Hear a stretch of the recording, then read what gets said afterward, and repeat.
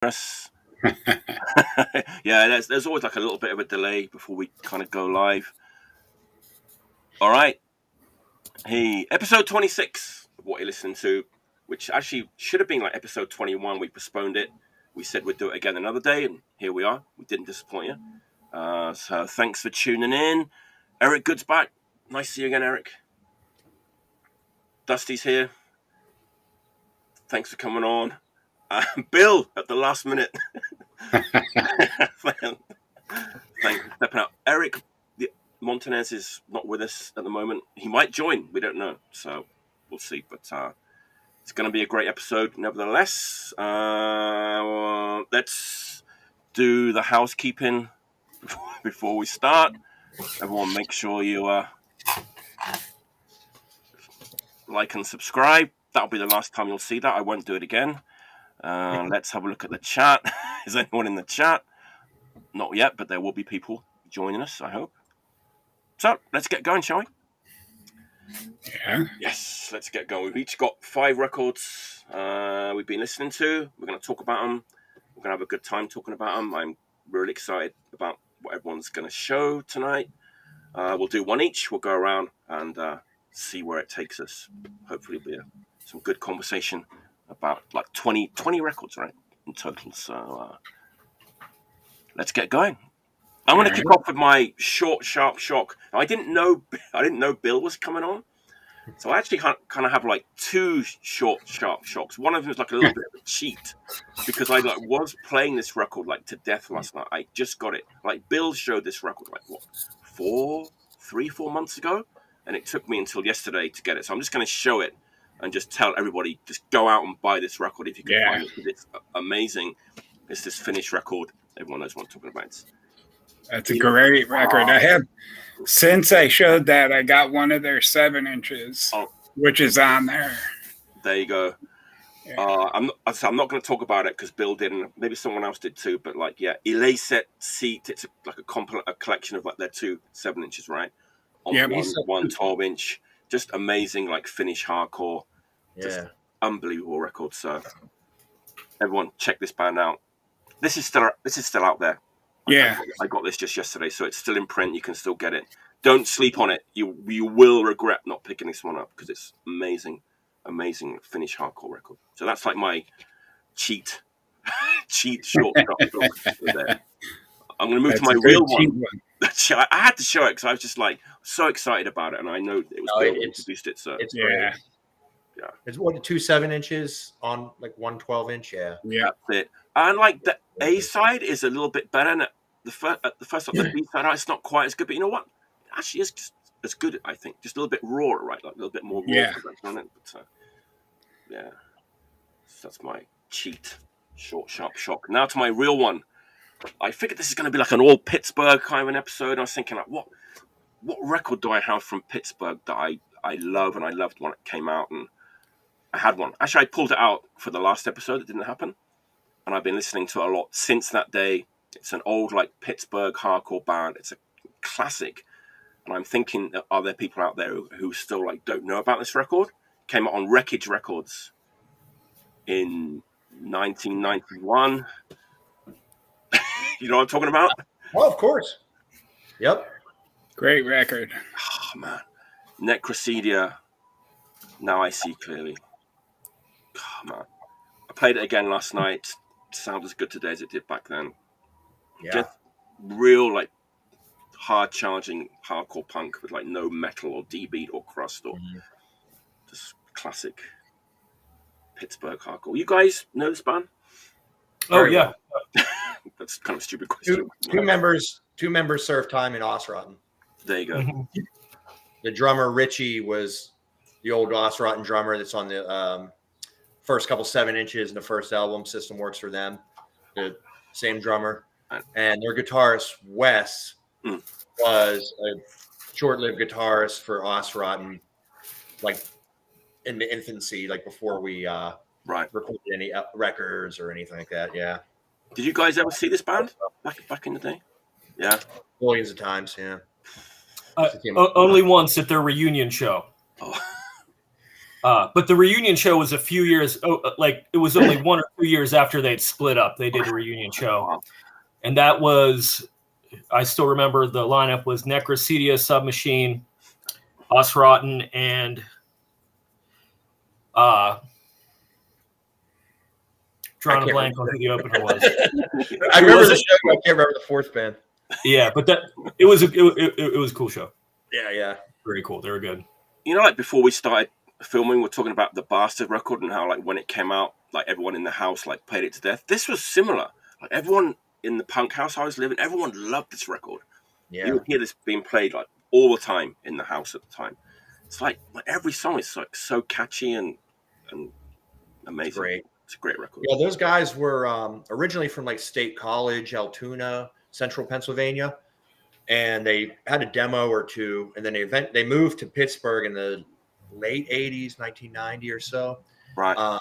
The guitarist Wes was from Pittsburgh. He was, like, born and raised on the north side. But the other three guys, Scotty and Sean and Richie, were all from, like, Central PA. And moved to, none of them. Wes still lives around here. Scotty's in San Francisco. Sean's in Germany somewhere. Oh, wow.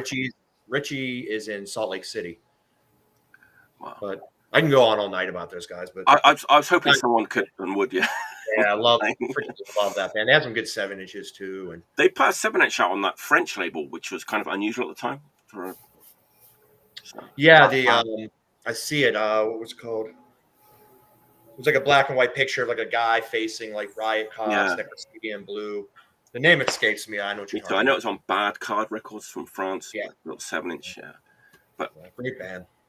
If you don't know this record and you want some just real amazing, like, straightforward, hard-hitting American hardcore punk, I think that's an important word to include in this because it is very, like, punk, you know, sounding record. They even do, like, the 999 cover on here, right?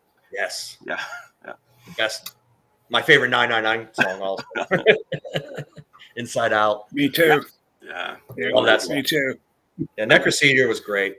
Yeah, it's absolute classic, and I'm assuming you can still find it out there in the wild, in the bins, so check it out. To me, that's the record that separates the 80s Pittsburgh punk from the 90s. You know, that was the record that changed, that I would say kind of influenced the punk that was to come in the 90s. Would be, I don't know, I mean, if you would agree with that, Eric, but that's what I would. That and Submachine. They were like other bands. That one may have came out shortly before the first Submachine 7-inch, but neck and neck, like, they were pretty damn close around 91. They used to play together. And they influenced Osrotten. Both bands definitely influenced Osrotten. Yeah, great. Helped us a lot. You know, got us shows and stuff when we first started and stuff. Oh, a lot to those guys. Classic. All right, Eric, what's your first record of the day, mate? All right. Well, I'm going to start with a short, sharp shock, but I have a feeling we're going to get a lot of short, sharp shocks tonight. Aren't they all? Okay, my first one is another huge influence on me and writing and stuff like that I did when I was in Osrotten. And No Laughing Matter. I'm trying to get it on the screen here. Great. This is just, I listened to it this evening again, you know, before we started here, and it just blew me away. This is, like, to me, like, kind of a perfect anarcho-punk, you know, British anarcho-punk band. They have it all on here. It's heavy, it's mean, it's fast, it's hardcore. Lyrically, you know, they're talking anti-nuclear war, anti-bomb, animal rights. They cover it all. It's just got all the imagery. It's got kind of the discharge, you know, with the sad photo of, you know, a poor child here. And this is just such a great record. You know, I stole so many riffs from this, and, you know, whatever. You know, it's so good.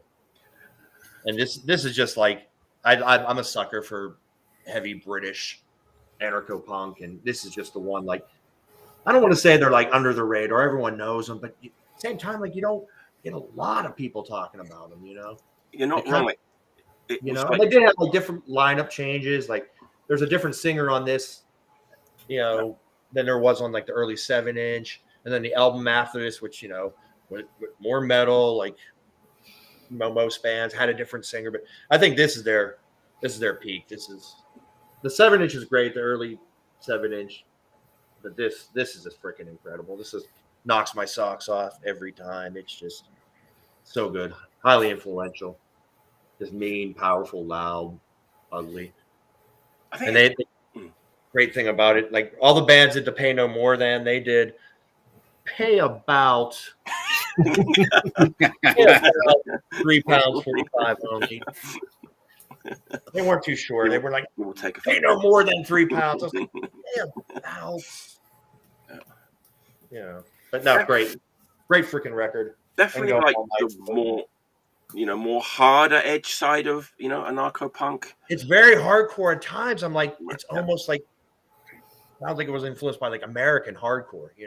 A lot of the British bands. I mean, I guess towards the late 80s, you had like your Heresies and Ripcords and all that were definitely influenced by American bands. But I hear a lot of it when I listen to that record. I'm like, this could just be, some US 83 hardcore band. A lot of the riffs and stuff, and it's very hardcore for sure.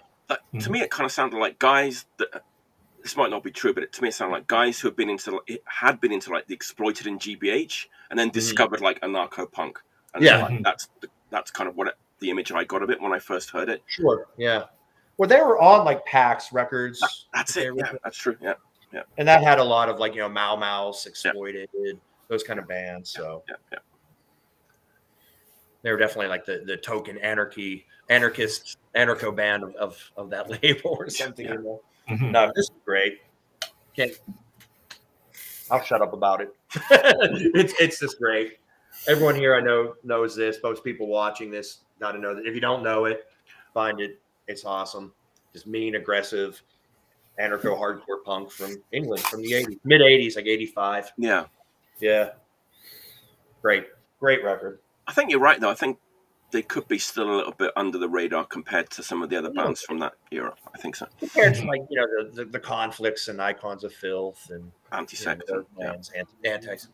I hear they even have. It's funny you mentioned that because the last song on here has a very heavy Anti-Sect vibe. Yeah. And you can hear all their influences on here, which is great. It's fine with me. It's just kind of like when I was writing music like this in Osrot, and it was kind of like, well, I wanted to like steal from Anti-Sect and from Conflict and from Discharge, and then like I found this record, and I was like, oh no, here it's all right. It's already been done. I just steal from this record, and it covers all those other bands I mentioned previously, and there it is. There you go. One-stop shop. Great stuff. That's my first one. Thanks, Eric. Man, we look so similar. Does anyone else notice that me and Eric kind of look a little bit similar? All right, Dusty. It's a shame Eric Montanez isn't on here. Oh, does he look like us as well? No. When he lived in Pittsburgh, there wasn't too many Erics. It was me and him, and people, which Eric you talking about? And I was Eric Good, and he was Eric Bad. Okay. So he was like my evil, bizarro nemesis. Okay, I just had to. All right, Dusty. Thanks for coming on again. What's your first pick of the day? The first one for me is one of my all-time favorite American hardcore records, and this is PTL Klub. Oh wow! Damn. It even tells you hardcore. If you were curious, there it is. In case, So I got into these guys through the Axe Action comp, which I bought as a kid because it had G.G. Allen on it, who was someone I recognized. So I seen that, I grabbed it, and PTL Klub was on it with the song Constitutional Monarchy, which is just a crusher. So, I mean, ever since then, these guys have been one of my top bands. And they're a Boston band, though they're not commonly associated with the more famous Boston scene, Jerry's Kids, SSD, Gangrene, etc., which I think could be for a couple reasons. I think they might have lived outside of the city. I think they were maybe a suburban band or a band in the country there outside of Boston. They're also, I think they're a little bit older than those guys. These guys were actually, originally they were a killed by death band in the 70s called General Foods that has a collectible record. It's just like a goofy kill by death thing. It's not hardcore. It's just 70s punk. Wow. It predates hardcore. I think it's from 79. Wow. So they're similar in that way to the Freeze, who before hardcore had a career in 70s kind of kill by death punk, kind of goofball punk, and then went hardcore as they went into the 80s. Or similar to Angry Simone, same way. They were a goofy 70s punk band. Then when hardcore came, they're like, let's try this, you know. But there's nothing goofy 70s punk about this. This is pure. It's from 1985, just pure American hardcore, lightning fast. Nothing, no heavy metal, no foreign influence, just pure, just pure American hardcore. No foreign. What was it? All American punk, no foreign junk. I've heard that name for a long time. That's a real blast from the past. PTL Klub. Super underrated. The other odd thing about them is, especially being a Boston band, they're on Mystic. So they're one of the few non-California groups on Mystic. Wow. And it's just an odd band to be on Mystic too, because you think of them as having kind of these, beach style punk groups. And this is, I mean, I don't think these guys had ever seen the beach short of fucking Cape Cod or wherever, They had this eccentric singer, Dr. Death. If you can see him there. Oh, this way, I guess he is. Yeah, there you go. There he is. Yeah, they had this eccentric singer who was kind of like an outsider artist guy who, even I remember looking at him as a kid and thinking that he was old. I was like, why is this old guy in hardcore? Because all the pictures people in hardcore, they're fucking 19 or whatever. This guy has a beard and shit. I was like, that was the other thing. I was like, he has a beard? What was he, like 22 or something? 22? Yeah. Is he an undercover cop? Like, what's the story here? But yeah, and they rap a bit on Corporate Asshole, which is everyone likes that on 80s hardcore records when they do a little rap. Very, very common at the time. Yeah. Youth Brigade. They cover, Youth Brigade did it. 7 seconds. 7 Seconds did it. They cover No Fun by the Stooges, but in a hardcore style. It's awesome. Everything on here, there's nothing political, nothing positive. The songs are the real thing. That's about Coke. Like Coke, it's the real thing, like Coca-Cola. Drunk driving. Corporate Asshole. And they cover Green Acres, which makes me think they might be from the country as well. So they do a hardcore version of Green Acres. It's like, we got to get out of here. And then it kicks in. Like at first they do it the way that it was on the TV show, this kind of country song. But yeah, great record.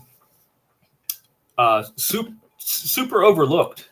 And I think it lays to waste most 80s hardcore records, especially mid 80s, because these guys were, all the great hardcore groups were done. And in fact, like all their Boston hardcore brethren would have been making rock and metal records by 1985. SSD was heavy metal, Gangrene was heavy metal, DYS was heavy metal.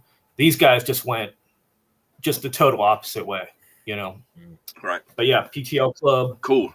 13 Commandments, 1985, Mystic Records. First time appearance on the show. Yeah. Nice. Cool. Bill, did you ever see those guys?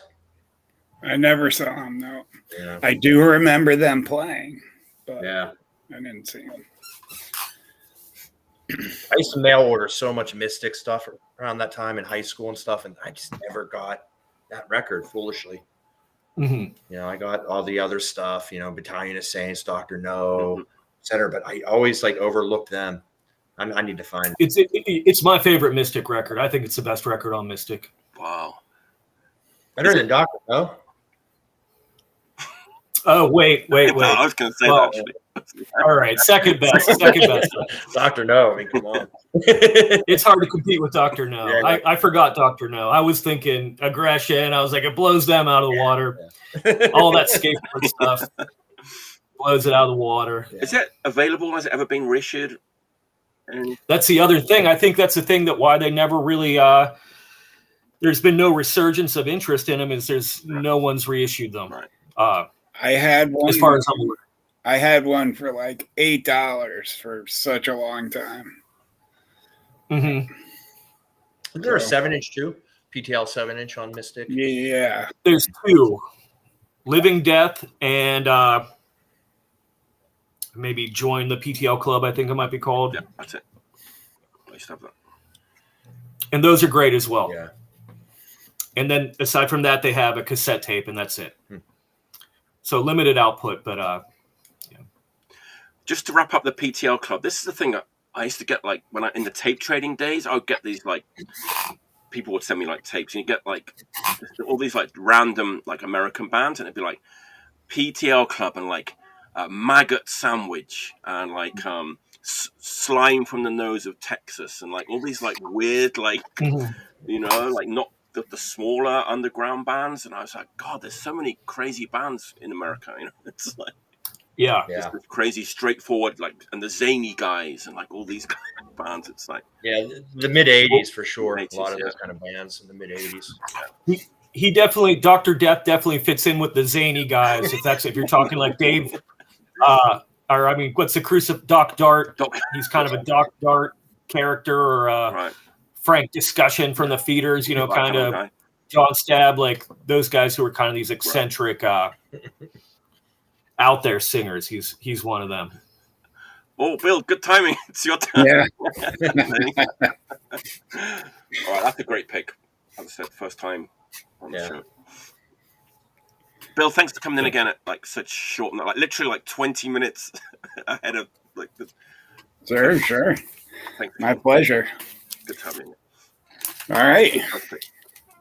I'm going to go with something that's kind of in the vein of what Eric was showing before. Ooh. Legion of Parasites. Oh, yes. Yep. Yeah. The Prison of Life. The crazy thing is I had this record for a long time. Just the record, no cover. Now I have the bootleg, the original, and I still got the record without the cover. And this is some great stuff. Heavier anarcho-punk, like kind of one of the bands that was the beginning of crust, maybe even. But yeah, this is great stuff. And another band I never got to see, which I really wish I could have seen. I feel like I was at a gig where they played, but I don't remember seeing them. Yeah. They kind of went a little metal in the later records too, didn't they? They were considered to be like kind of crossover at the time. People like the anarcho punks did kind of think they're heavy. They're too heavy metal for us. It's not that heavy in retrospect, right? In hindsight. Yeah, this is their 1982 record, so it is. Yeah, I have that one. It's great. Yeah, but definitely look at that art. That's like a lot of the artwork on some of today's records starting to look like that again. True. So, True. Yeah. That's a good one. Again, another first time. As we were talking about this before, right? We were like about records that like you've forgotten about, and then people share, oh God, I haven't listened to that in like 10, 15, 20 years. I've got to go listen to that. Yeah. One of those for me. Yep. Yeah. Nice. Yeah, it's great. The other day I listened to Jerry's Kids Kill, Kill, Kill for the first time in a long time. And I mean, I don't know what was wrong with me back in the day where I was like, oh, this isn't any good. It's not. But it's great. It's a great record too. That's fun. I actually rebought it like about 3 or 4 weeks ago, and I thought exactly the same thing. It's like, yeah, but I didn't hate it. Color on the cover. It went from a black and white cover to color. Once bands started adding color to their all over. what the hell's this? It's sold out. Yeah. It's color. Wow, what the hell? Yeah, like if that came out today, people would be like, "Oh, this is the best record of the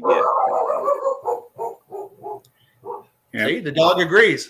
Right? The dogs don't even see color. Yeah. Right.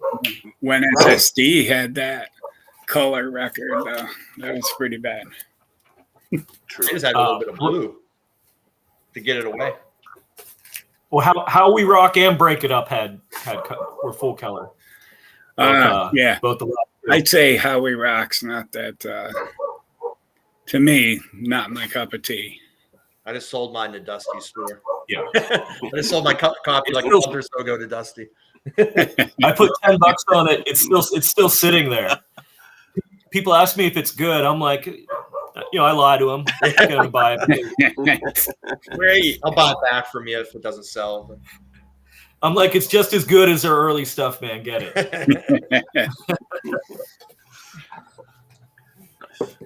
I don't hate it, to be honest with you. Maybe I'll buy it. I listened to it $10 before I sold it. It wasn't like I didn't run away screaming. It wasn't horrible. I'll never listen. Well, that one's not that bad. It's the next one. Yeah. Break It Up, where it has like the shattered mirror or something. That one is not that's good. That's the really, really bad one, right? Yeah. All right. Round 2. I'm going to move away from the punk for this round for my choice. Me and Eric had a little bit of a back and forth on this record actually the other day because I think I posted a song from it up on YouTube. Old classic band. Everyone loves this band.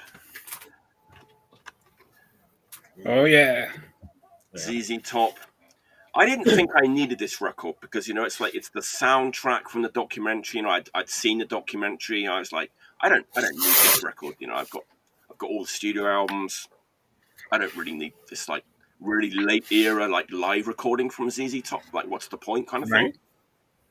And then a couple of weeks ago, like songs like started coming up from it on my like YouTube feed. I was like, God, this is amazing. Because they basically just set up in this big hall somewhere in Texas, just the 3 guys, like no audience, just the camera crew, and they just kind of started playing. So it's just like recorded off the floor.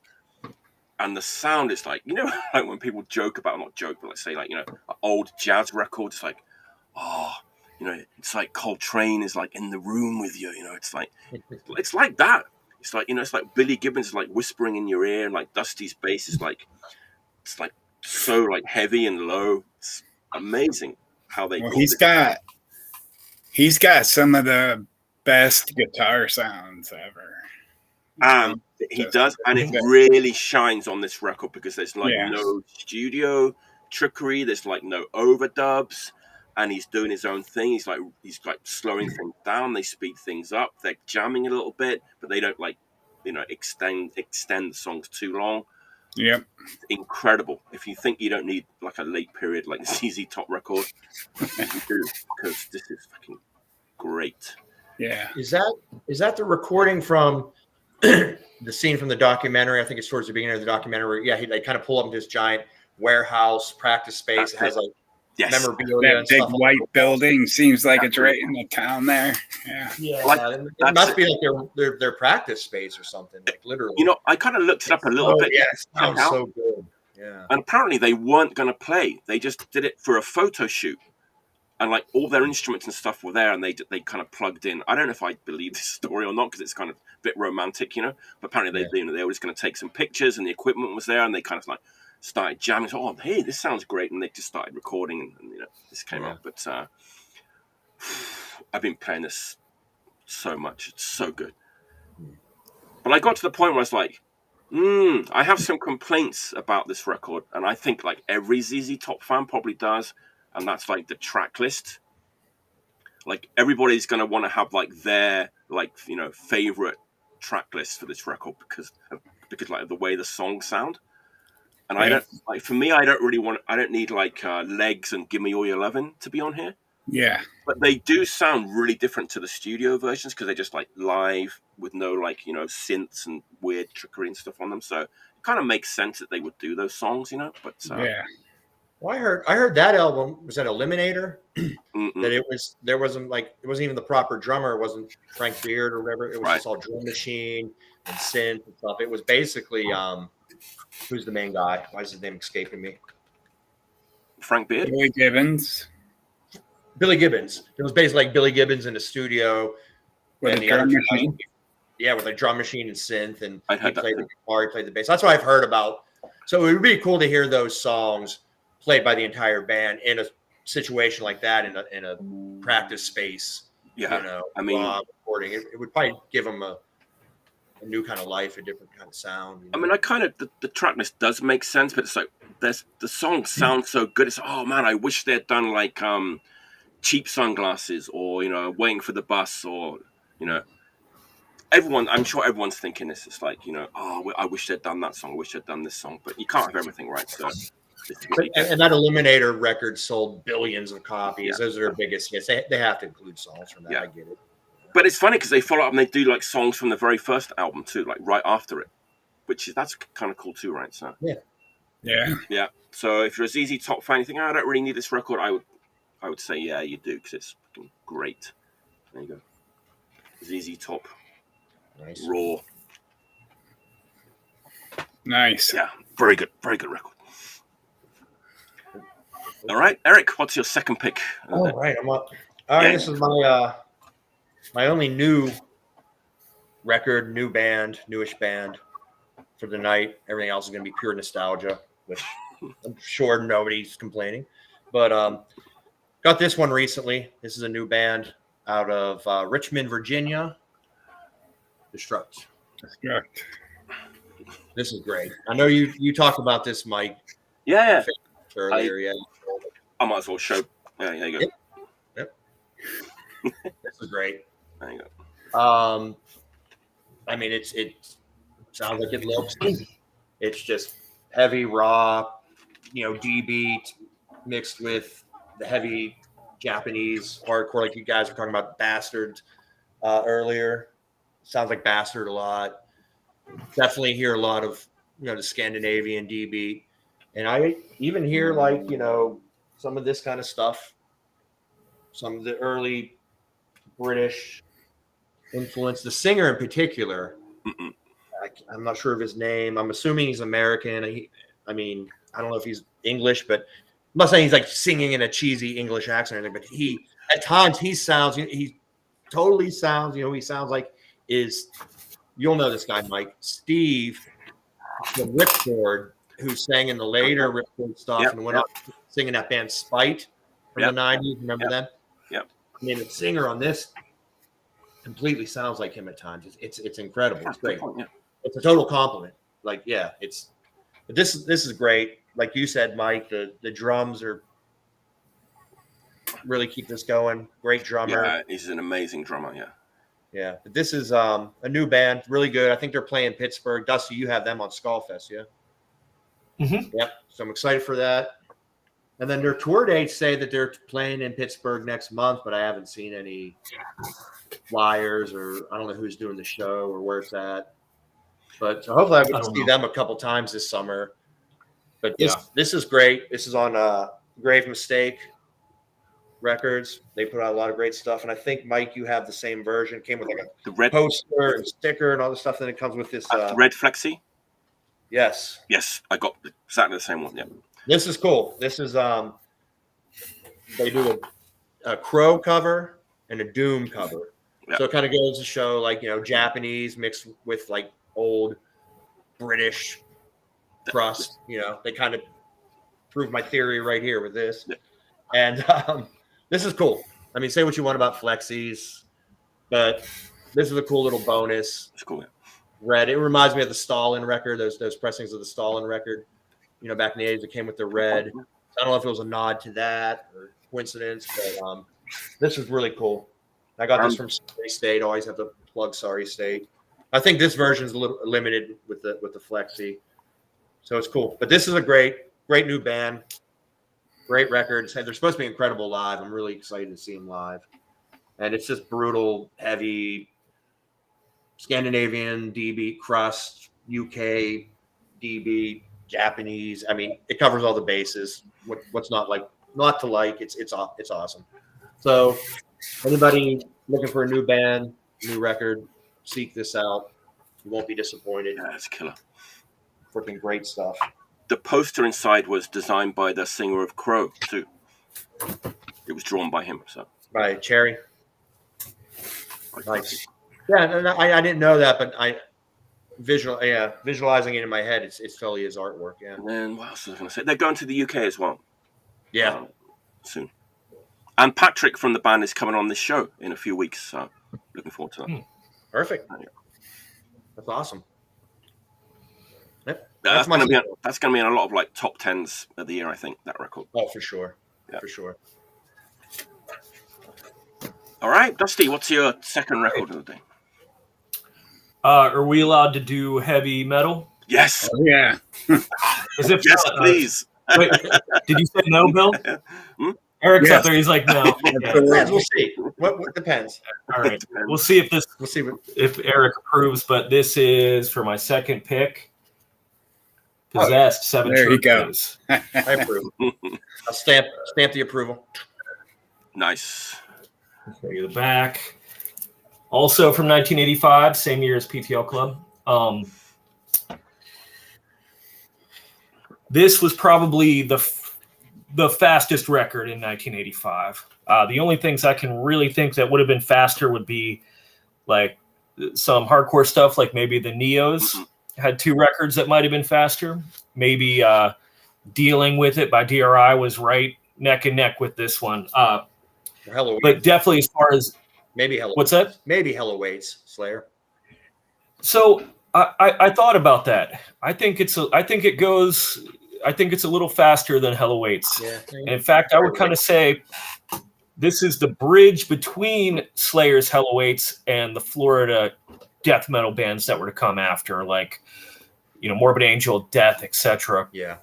And in fact, on the first Death, Scream Bloody Gore, you can hear a lot of this record on Scream Bloody Gore. I think that was a major influence on Death.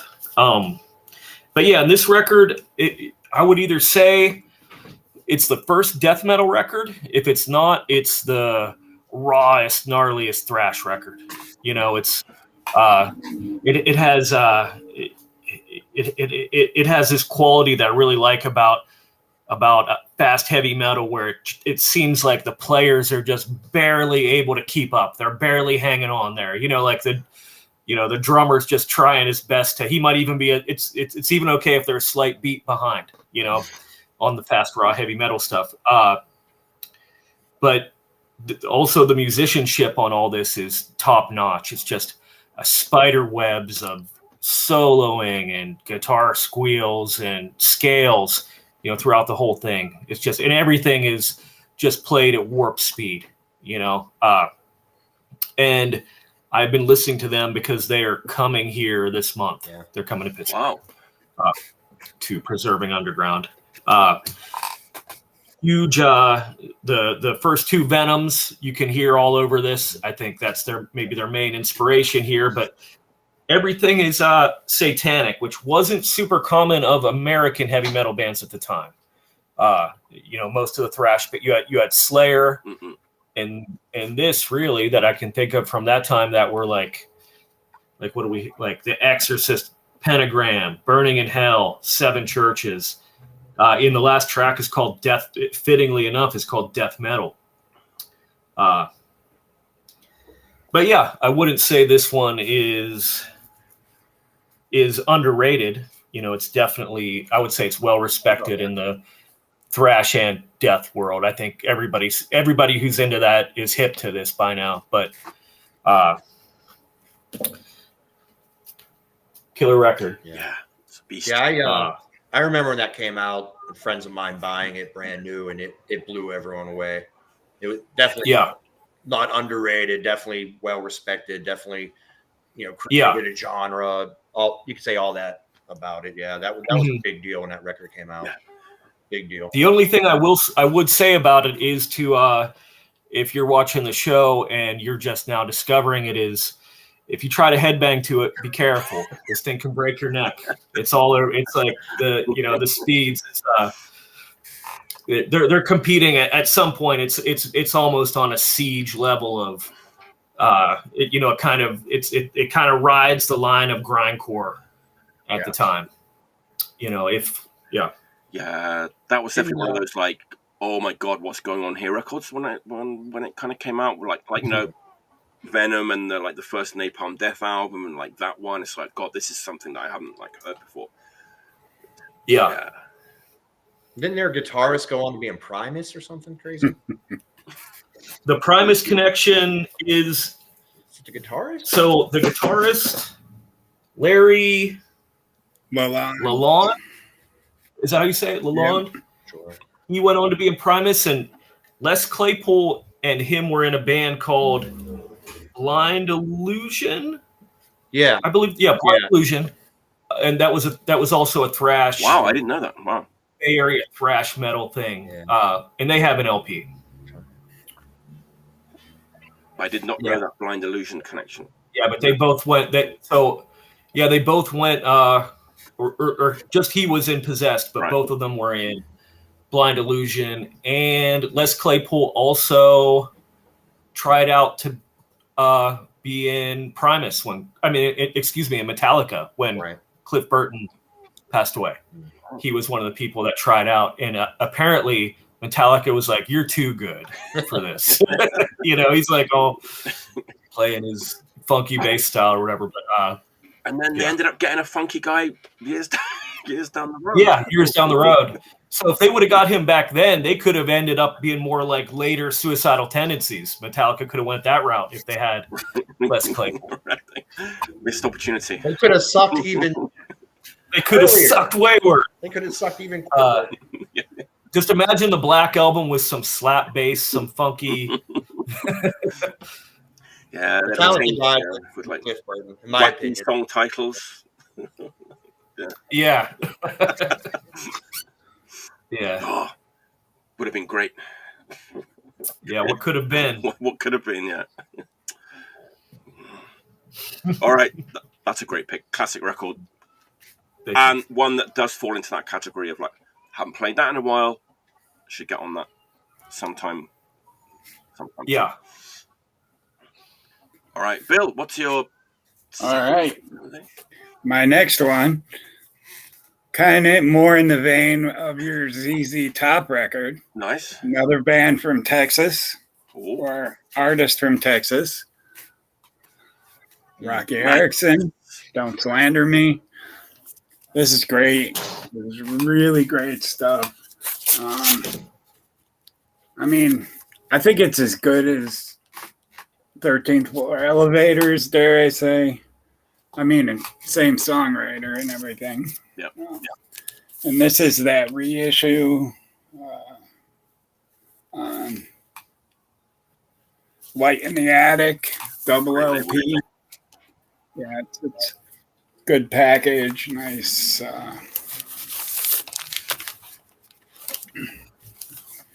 It's got the big centerfold of Rocky. Hang that on your wall next to the David Lee Roth poster. Yeah. Well, I got Dwight Twilley over there. Really? That's funny. I haven't heard that name for a while. He's great. Dwight Twilley's great, isn't he? Yeah. Yeah.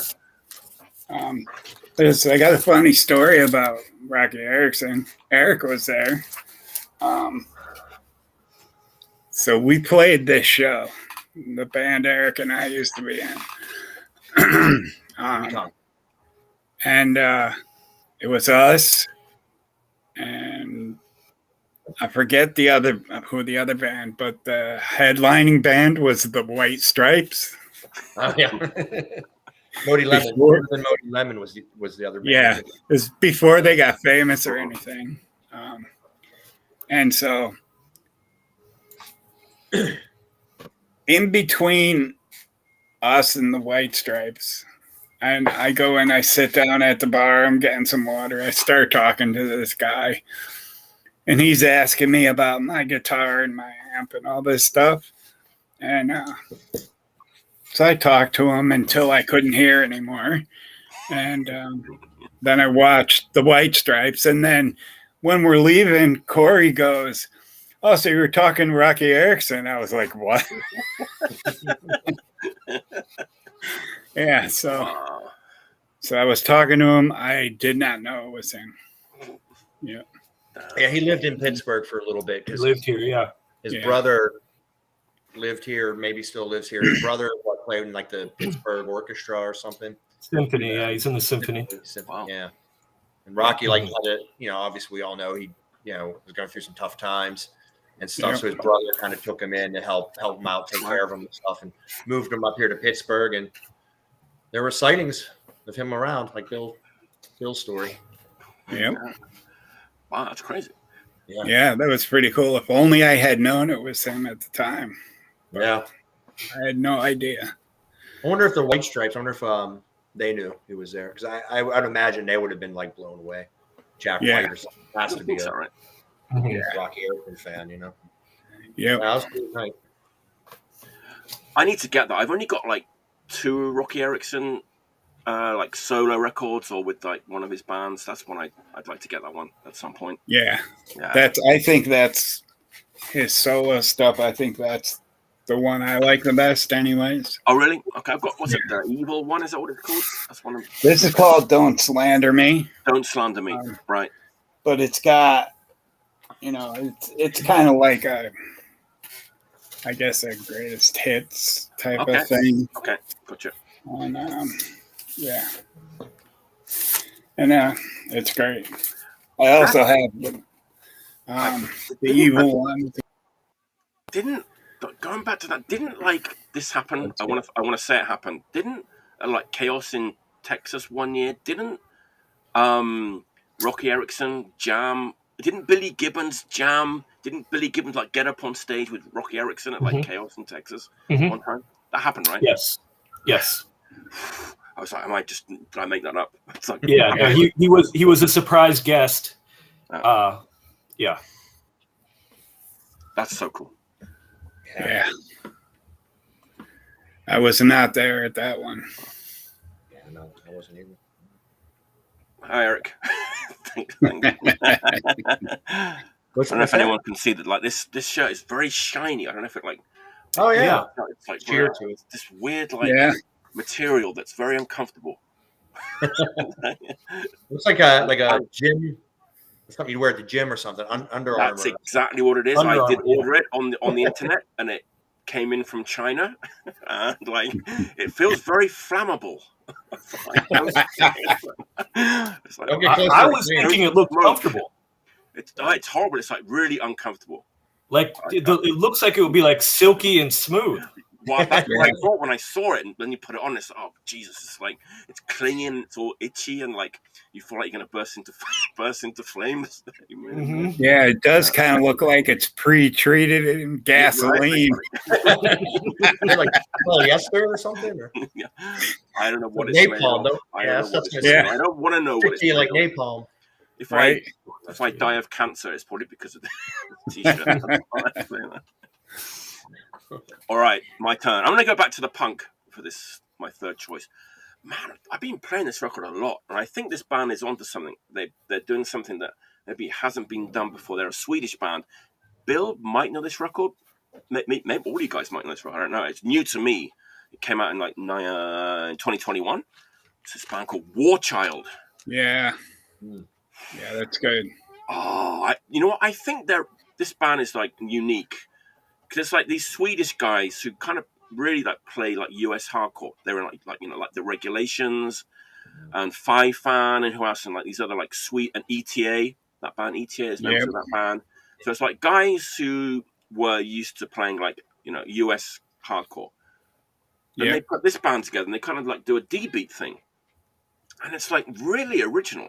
It's like this almost like happy like D-beat. It's like US hardcore like meets D-beat by these like clean cut guys, in like nice jeans and stuff and nice haircuts. I love it. It's so catchy. It's like super melodic. There's like little guitar solos in there. It's really, really addictive, and I love this record. And I want to get their other records too after I hearing this one. It's amazing. Like Warchild, A Question for Today, Not Tomorrow. Killer record. Yep. Love it. Yeah, you guys are familiar, right?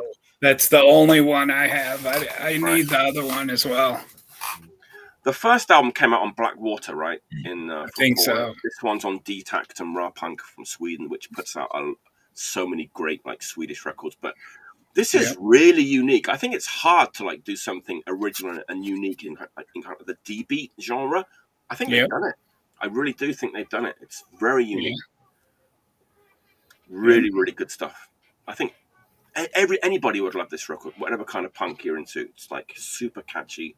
Really a fun D-beat record, which kind of might put people off, me saying that, but it's so good. It's so good. Yeah. Great record. DB is not supposed to be fun. Right? But, You sing about war and make it fun. But they do. They cover all the topics, but it's like the correct topics, like battlefield trauma, no future, dead children, boot prints of war, nuclear insanity. So they have all the the correct like song titles. It's just that they add this like US melodic kind of US hardcore thing into like their D-beat, and I think they made a really great record. Check that out. Yeah, that sounds cool. There you go. Warchild from 2021, Swedish band. Yeah, it's my third pick. There you go. All right. Am I up? Yes, sir. Yes, you are. So I left the boat last night. Dusty and I went out and saw a concert. Ooh. A place that I can only describe as being like a TGI Fridays meets a sports bar in Albuquerque or something. I don't know. It was sounds amazing. We were out in the suburbs. It took me like a half an hour to get there. The suburbs. Was that GBH and MDC? We went and saw GBH. Nice. Oh man, jealous. Very jealous. And, they were pretty great. It was cool. Definitely good. But I was listening because they're on this tour now. It's like the 40th anniversary of this album of City Baby's Revenge. Yeah. So naturally, like, in the past week or so, I was like, man, that's a GBH record I do not listen to much anymore. And I kind of was like, oh, wow. Okay. So I pulled it out and I was listening to it, and I was like, this is good. This is really freaking good. And my GBH go-tos are the earlier stuff on Clay, the leather Bristol's, Studs, Acne, the 7 inches before the singles, Sick Boy, and all that. And I kind of forgot about this one. So I've been listening to it a lot because I wasn't sure on this tour if they were going to just like play this record in its entirety. Or something. They didn't. They only played a couple songs from this, if I remember correctly. You remember, Dusty? They definitely did the title track, City Baby's Revenge. They did Drugs Party in 526. That's a great song. Yeah. That's a great song. Yeah. Maybe something else. I don't even know if they did. Did they do Diplomatic Immunity? I think they did. They opened with it. Oh, there we go. Yeah, there it is. Yeah. But they played a few songs from it. It wasn't in its entirety. I mean, I was hoping to hear Faster, songs like that. I mean, damn. But this is a great record. So it was very nostalgic. And I think this is the last one where they used the Charged. Yeah. Because I think after this, they kind of dropped into GBH. And but damn, this is a great record. I had a great time last night. I thought they were really good. And this one I think might stay out. I might not file this right away. I might continue listening to this because, yeah, it was really cool. Just little baby always kind of freaks me out. And It's killing he goes punk. Kind of what Colin from GBH looks like now. He's got like the short spike. He's a good looking man. He looks good for his age. Yeah.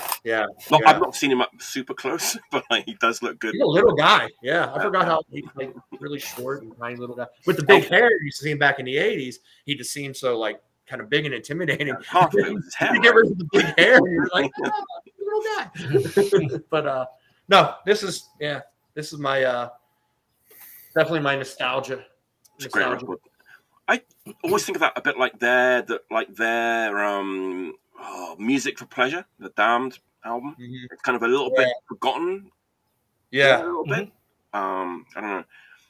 I talked about musically, this definitely changed a bit. They were getting more. It's still punk. It's still GBH, but you know, it's not like just the raw kind of hardcore like the previous records. Jock, great guitarist. He's doing a lot of the kind of post-punky, high-end, melodic kind of stuff that a lot of people do these days and stuff. And it was not a complete departure, but it's definitely like progressing, for lack of a better term, at this point. But still great, still punk. They were never really like a political band or saying about anarchy or anything. Like a lot of their songs, half the time I listen to them, I'm like, I don't even know what the hell is he even talking about. Rock and roll band, right? Rock and roll, yeah, just like rock and roll kind of lyrics and stuff. And you know, they grew up on the Stooges and the MC5 and all that kind of. They love all that stuff. You can tell, like Colin's vocal style is very Iggy, actually. Yeah, and they cover. Don't they cover the Stooges? Is it on this record? They do cover the Stooges, yeah. They cover the Stooges. Last night they covered Motorhead. They ended. Sorry for any spoiler alerts if anybody's going to see them on a tour, but they ended the set with Bomber by Motorhead. Did a great version. I was impressed. Yeah. Wow. Yeah. But so that's my third pick. Yeah. GBH taking me back to feel like I'm 14 again. It's a starter band. We all, a lot of like people do GBH. Come on, blah blah blah. They're not from Japan. Blah, blah, blah. It's just like, I mean, come on, this is great. We all started on these records and these bands, and it's fucking great. Yeah, I heard this record go out and buy GBH. I talked about GBH last week because I found A Fridge Too Far on vinyl.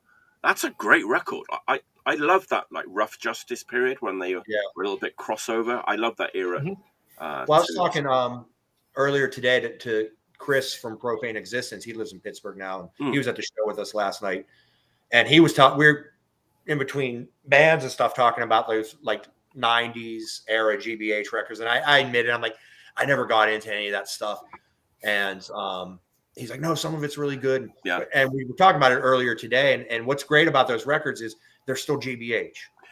Yeah. You know what I mean? Like a lot of bands change so much that it's almost unrecognizable. Right. But a lot of those GBH records, like them or not, they're still GBH, and it's very recognizably GBH. You know, exactly. You can hear it. You're like, well, it's not really my thing. I don't like this stuff. I like the earlier stuff.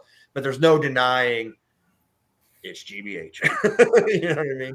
That's what I do like about those records. I really like Midnight Madness and Beyond. That might be my favorite. That was the last one I really liked. I saw them on that tour, right? And they. I think that was with the Accused. Ooh. They toured with the Accused and played here around 86, 87. That's probably close to 87, but I think it was on that album or No Need to Panic. Right. Okay. Yeah. They were label mates. That era. Yeah. And they were great. Yeah. Yeah. They would have been label mates, right? That's the last one I really, really enjoyed. Yeah. You might be ready to like move a little bit, you know, into the late 80s, early 90s. Getting older. Just they did play some new songs last night, I think, from like their current record, and you know, I don't like the newer stuff. I like the right and be relevant and stuff. I'm not going to knock them, but at the same time, like there's so many good songs they could be playing right now. You know, but whatever. Is what it is. They kind of went through that a little bit of a kind of like they did one record on Hellcat, right? So they had a little bit of like that rancid money thrown at them for a bit there. That's not a good record. That one, in my opinion. But classic band, one of the all-time classics, and it's great they're still touring, and everyone says they're still amazing. They're so good, live. yeah. It's Ross, bass player, Colin, the singer, Jock, guitarist, and like a newish drummer. But I think that drummer's been with him for like decades. yeah. He's been with him for a while, but he's not an original. Right. Yeah. And the bass player Ross looked like your high school gym coach / health teacher. Yeah, he was just like this big burly guy with like a flat top and like a button-up collar shirt. And he just that guy looks like a football coach. Yeah, classic band. And so Jock, I'm glad that you said when you said they had like the go ahead. And Better Call Saul. Have you ever watched that show? Oh yeah. I do shit like that. I go to shows and like I'm not even paying attention to music. I'm like, you know who he looks like. Nice. What were you saying, Dustin? Sorry. Go ahead.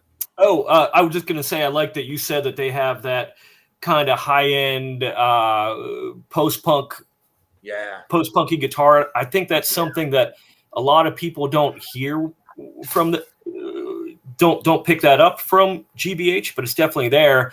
Some of it reminds me of Husker Du. Like some of the sounds you're talking about, the kind of post-punky sounds that they have kind of reminds me of Husker Du. Yeah, Blitz gets a lot of credit for that. Blitz did that as well.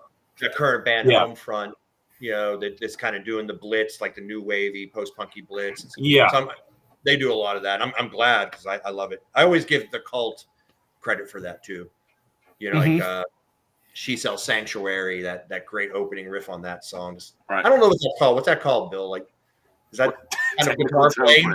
Like, I just there's got to be like a proper term for it. I don't know. Yeah. Whatever it is, maybe someone will try that thing. Yeah. I love that sound. I just call it like post-punky sound. They do those like little kind of chiming riffs too, which I like that chugging, like the chiming thing that they do that too, which is almost like Leatherface kind of did that too. Like there's a lot going on in GBH, even though it's like very like straightforward punk. People write them off like, but when you really like analyze them, you're like, Well, yeah, people have always said they're like generic, but it's like I think they're one of the most unique sounding bands. Yeah, I agree. They're not totally original sounding. Yeah, totally. absolutely. I mean, have you ever heard a band that sounds like GBH? No, you can't imitate that. People try, but you can't. They tried and they fail. Yeah, it's just really good. There was a band recently that I thought sounded a lot like GBH. I can't even remember who it was. But there was one. Maybe it was GBH. Maybe you heard one of those new GBH records we're talking about. Man, they sound like GBH. All right. Okay, Dusty, what's your third choice today? All right, so kind of sticking in the punky heavy metal world, we have Cleveland's Manimals. Wow. Does anybody know this one? New to me. Absolutely new. No. Yeah. Okay. Yes. Eric, you know it? Oh, yeah. Okay, so this is from Cleveland. This is, you know what? This might also be from 1985. I think this is also from 1985. Makes sense. On their own private label, House of Pain Records. So these guys were kind of like... as you can see here, they were like a Kiss Misfits thing. So you have you got Larry the Wolf. Larry the Wolf, he's a wolf, obviously. Wolf. It's an inside joke. Wolf. Wolf or woof? Wolf. There's no L. Wolf. No L. Oh, yeah, wolf. It's like the Pittsburgh, Western Pennsylvania accent. We joke about that all the time. I'm sorry. Go on. I'm sorry. So Larry the Wolf. Getting crazy. Larry the Wolf. Larry the Wraith. Wolf. The Wraith, him. Or there, I said it. The Wraith. He's like a.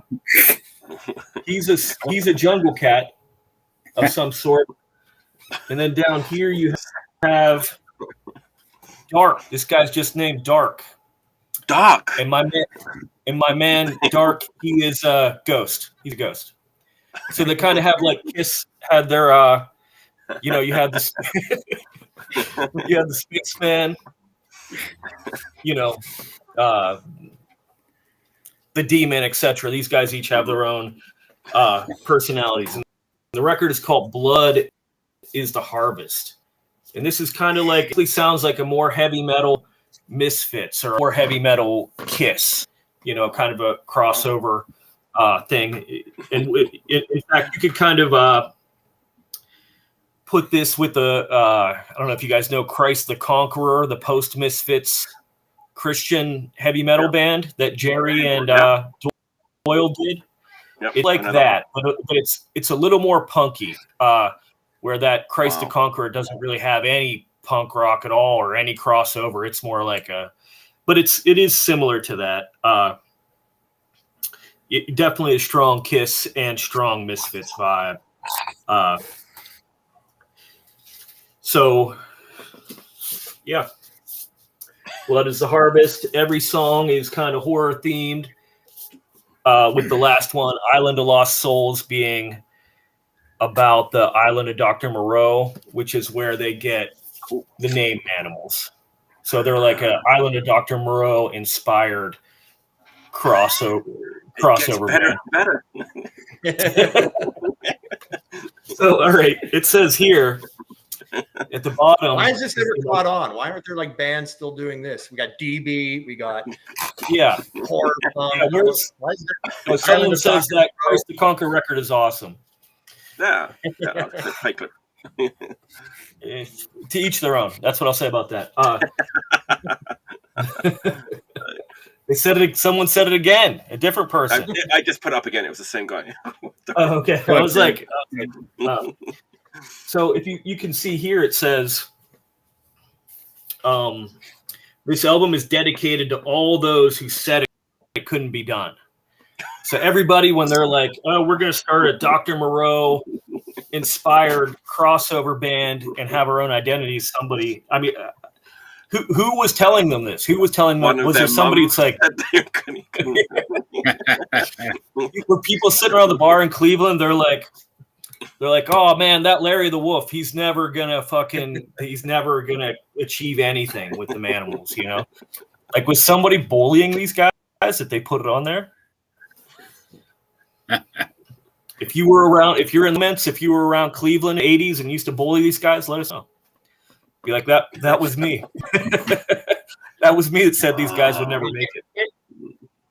You can't blame people for trying to stop them. You know, people tried to stop them. Yeah. They failed, got a record, and here we are talking about it. What a discovery. Yeah. But yeah, I don't own that one. I'm familiar with that. I think that was something we used to listen to at Brave New World and laugh. Like, this is so it's good. Great. Yeah. It is cool. It's a cool record. All jokes aside, but now we can get back to clowning on them, though.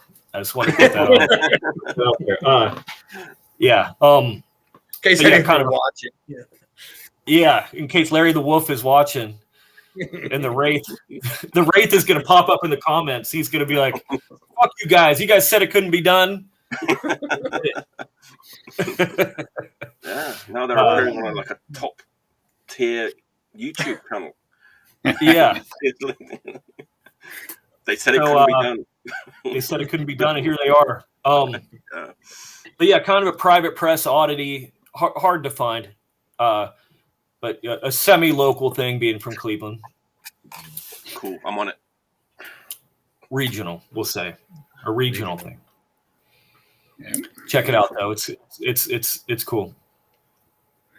Well, I know I'm buying it if I see it. Me too. Yeah. Yeah. No questions asked. Yeah. Manimals to be the Manimals fan club right here. Yeah. Well, Bill, it falls upon you to follow up Manimals. Right. Well, let's see. I've got the new Vitriolic Response record, Okay. which is really good. I was like, when I first heard of them, I was, they've been around for a little while now, And I was like, how have I not heard this band before? And I guess it's being from Manchester. Maybe it's hard to get out of Manchester. A town not known for its music. Yeah.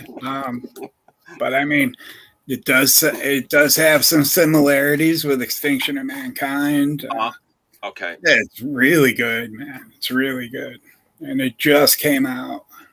So, yeah. Heavy crust. We're talking like heavy crust here, right? Yeah. But not like the super grindy crust. It's like very musical, kind of like really well played. And yeah, it's really good stuff, man. Songs are done really well. My band is doing a split with them. I was going to mention that. I thought you might. Yeah. Split album, split 7-inch, right? Yeah, we're doing a split 7-inch. Yeah. And yeah. Heavy crust. But yeah. I listened to it's from their stuff on the split 7-inch is the same. I think it's the same recording session as this. All right. Not positive, but Bill, was I going to book them? Was that the band I was going to book this summer? Oh, okay. Yeah. They couldn't make it over. Is that? Yeah, their drummer tore his rotator cuff or something like that, and then I guess he decided he wasn't going to play drums anymore, and so I just saw recently that they're playing with hiatus. So cool. They're playing again. Yeah, they just did a little tour, right? In Yeah. Europe, or something like that. Yeah.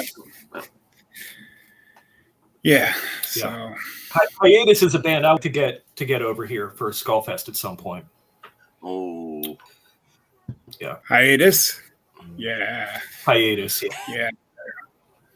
They're great live, man. Yeah. Are they? I've never seen them.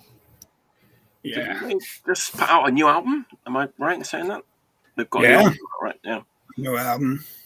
Been a while, right? Hiatus. Yeah. They've been on a I saw hiatus. them. When they toured here, I probably saw them 6 times. Wow. Oh wow. When was that they toured here? How long ago was that they toured here? 93, Okay. 4, something like that. Yeah, because I don't remember them coming, but that would have been, I mean, talking 30 years ago. So They didn't play Pittsburgh, did they? What's that? Did they play Pittsburgh? I don't recall. With State of Fear or Okay. I can't remember whether it was State of Fear or Deformed Conscience. I think it was State of Fear. Nice. That's a good lineup. Okay, yeah. It's starting to ring a bell, starting to come back to me. Yeah. Yeah. Mhm. Cool. And we played a few shows of that. I don't remember which band of mine I was in played those shows, but The one of Manimals? them. Yeah. Okay. Yeah, so What Yeah, label put that's- out, Bill? Where can people get that from? What label put it out? this is To make sure we know where people can buy it or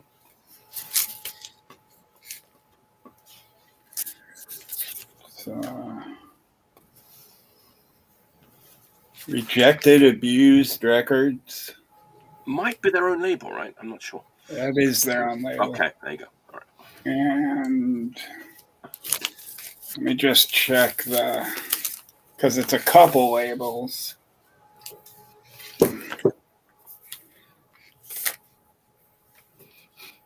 Chaos Control, Urinal Vinyl, Sick World.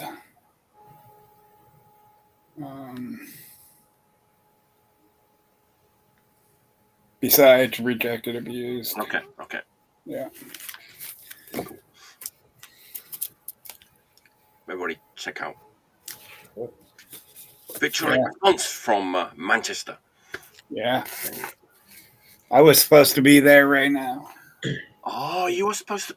I remember you saying, yeah. Yeah. I'm buying that card did me in, you know. I didn't have money to go. So Next time. Next time. Yeah. Yeah. Next time, All right. Round 4.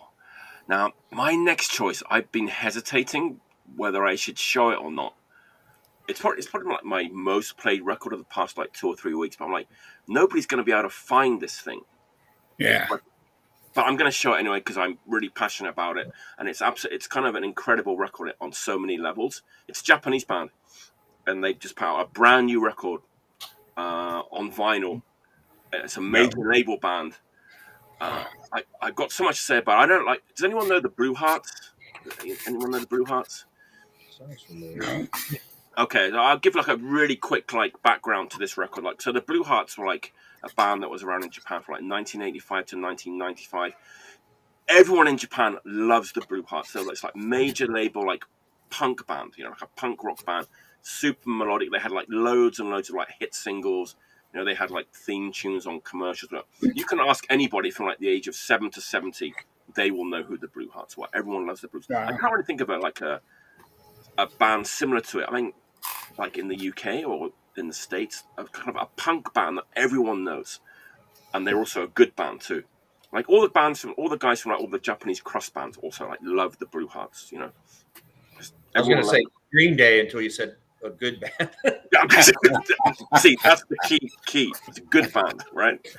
But you know, they broke up in 1995. I'll be different with Green Day, and then I'm not trying to be mean. As soon as they broke up, they formed this other band called the Hi-Lows, like just right away. And the Blue Hearts put out 10 albums in like 10 years, and then like the Hi-Lows put out like 9 or 10 albums in 10 years. Mm-hmm. And the Hi-Lows were like a little bit more not straightforward. They had like a lot of other influences, but like another great band. I've got most of their records, but then they broke up, and these two guys like Hiroto Komoto, the vocalist and the guitarist, formed another band like right away. And you'll love the name of this band. They're called the Cro-Magnons. It's the name of the band. And they've already put out, this is like a 16th like studio album since 2006. And it is amazing. I can't get my head around it. Here it is. Here's the record. It's called Mountain Banana. The name of the band's the Cro-Magnons. It's on fucking Areola Records, which is like this German major label. It's just everything about it. It's crazy. It's recorded in mono. It's like doesn't make any sense. And they have like no musical influences past like 1981. It's just insane to me. And this is a band that everyone in Japan knows, you know. And it just sounds like a record that could have come out in like 78 or 74 or 1981. It's like just super upbeat, melodic, punk, stroke, rock, Clash, Rolling Stones, recorded in mono in their own studio. It's fucking incredible. So if you can find this record, good luck. But it just came out like a couple of months ago in Japan. It's like, yeah. I have a Hi-Lows record. Which one do you have, Bill? Do you know? I believe it's red. Okay. I can't is it? Oh, is it this one? No. I think it's like red with black border on it or something. But the Hi-Lows kind of put more like different influence into their music, whereas the Blue Heart and the Cro-Magnons are more like straight ahead rock and roll. Right. And they've got like all the influences from like 60s, like British Invasion, to like UK 77 punk, to like new wave. And they just write incredible songs. Like every song on this could be like a hit single. It's like, it's that good. It kind of just blows my mind that this band, these guys are like in their 60s, and they're putting out this new album on vinyl, recorded in mono in their own home studio, and just fucking amazing. It's probably I'm not going to say it, but it's in my top 10 for sure. Wow. So It's not even on Discogs yet. It's not on Discogs yet. Nobody's sold it yet. So, like, it's not on Discogs yet. So that's my fourth pick that I was hesitating showing because, like, it's going to be hard to find. But I love this record. So the Cro-Magnons. You listen to it online, like on YouTube or something? Because I was showing this, I was like, let's see if it's out there. I don't think it's even on YouTube. There's like maybe one song from it on YouTube. I'll have another look, and if I find it, I'll put a link to it. But yeah, just great. If you like rock and roll and 70s punk and the Clash and the Rolling Stones, it's a no-brainer. So that's their 16th studio album. Wow. Insane. Pretty prolific. Very prolific. I mean, they put out a record like just last year or the year before as well, which is also amazing. But yeah, that was my fourth pick. Cro-Magnons from Tokyo. Nice. Yeah. All right, Eric, what's your fourth pick? Well, I'm sticking with the nostalgia theme here. Another old one, but Nice. This artist, also another classic English punk pioneer, like GBH. She did not play last night, but she has just started playing shows again. Then there's some buzz on the internet, seeing a lot of pictures and videos popping up. And that's Siouxsie from Siouxsie and the Banshees. Saw that, man. Started playing again after 10 years or something like that. And so naturally, I was curious. I checked out some videos and read about it, and it was pretty good. Definitely impressive. She's 65 years old and up on stage, just going for it, kicking ass. Looks great. Played all the great. It's not the Banshees anymore. It's just her doing like a solo thing. Right. So naturally, I had to pull out an old record to listen to, and I pulled out Siouxsie and the Banshees' Juju. That's a good one. Yeah, this is a really good record. And I forgot how good it was. This, I think was their fourth album, if I'm not mistaken. And maybe the second one with Budgie on drums. Mm-hmm. And he and Siouxsie later became husband-wife partners, whatever. And man, did he, the early stuff's great, but did he make a difference? Again, with those bands, people are like, oh, it's just like this goth stuff, whatever, blah, blah, blah. No, if you listen to the musicianship on here, the drumming on here is just brutal, heavy, and he's just really going for it. You watch any old live videos, it's just a phenomenal drummer. Yeah. Great bass lines, great guitar. And what can you say about Siouxsie? It hasn't been said. She was just fantastic voice, and just great live performer and fashion icon. All of it. No, seriously though, it's freaking great. But this one is I was gonna pick the one before this, Kaleidoscope. So I'll listen to that too. That's a great one. It has arguably my favorite Banshee song, Christine. That's a great song. That's on that one. If I pick this one, this has Spellbound, Arabian Nights, probably like the big singles big hits that people know. But what I really like on this album are the two songs, Halloween and Monitor. I don't know if you know those songs. Halloween, the song Halloween, if you're not familiar with it, go to YouTube after the show and listen to it. It's a freaking great song. Talking about those guitars, those high-end post-punky guitars. Yeah. It's an upbeat, fast, great punk rock song, And yeah, just Siouxsie and the Banshees. A lot of probably another record or band of people just like, oh, whatever, write off. Don't think. No, go back and listen to them. Great stuff. Classic. That first run of I don't know, how far can you go? What's even Superstition's kind of a good record. Yeah, I think after that record they changed. That may have been like when Robert Smith after that. Robert Smith from The Cure started playing guitar. He's on one album, two albums. That stuff's not bad. It's a little bit more, I don't know, atmospheric is the word. I don't know. Yeah. But I prefer the first few though, that are just actually like punk and heavy and they're goth and post punky, but they're just really heavy and dark and really, kind of brutal records.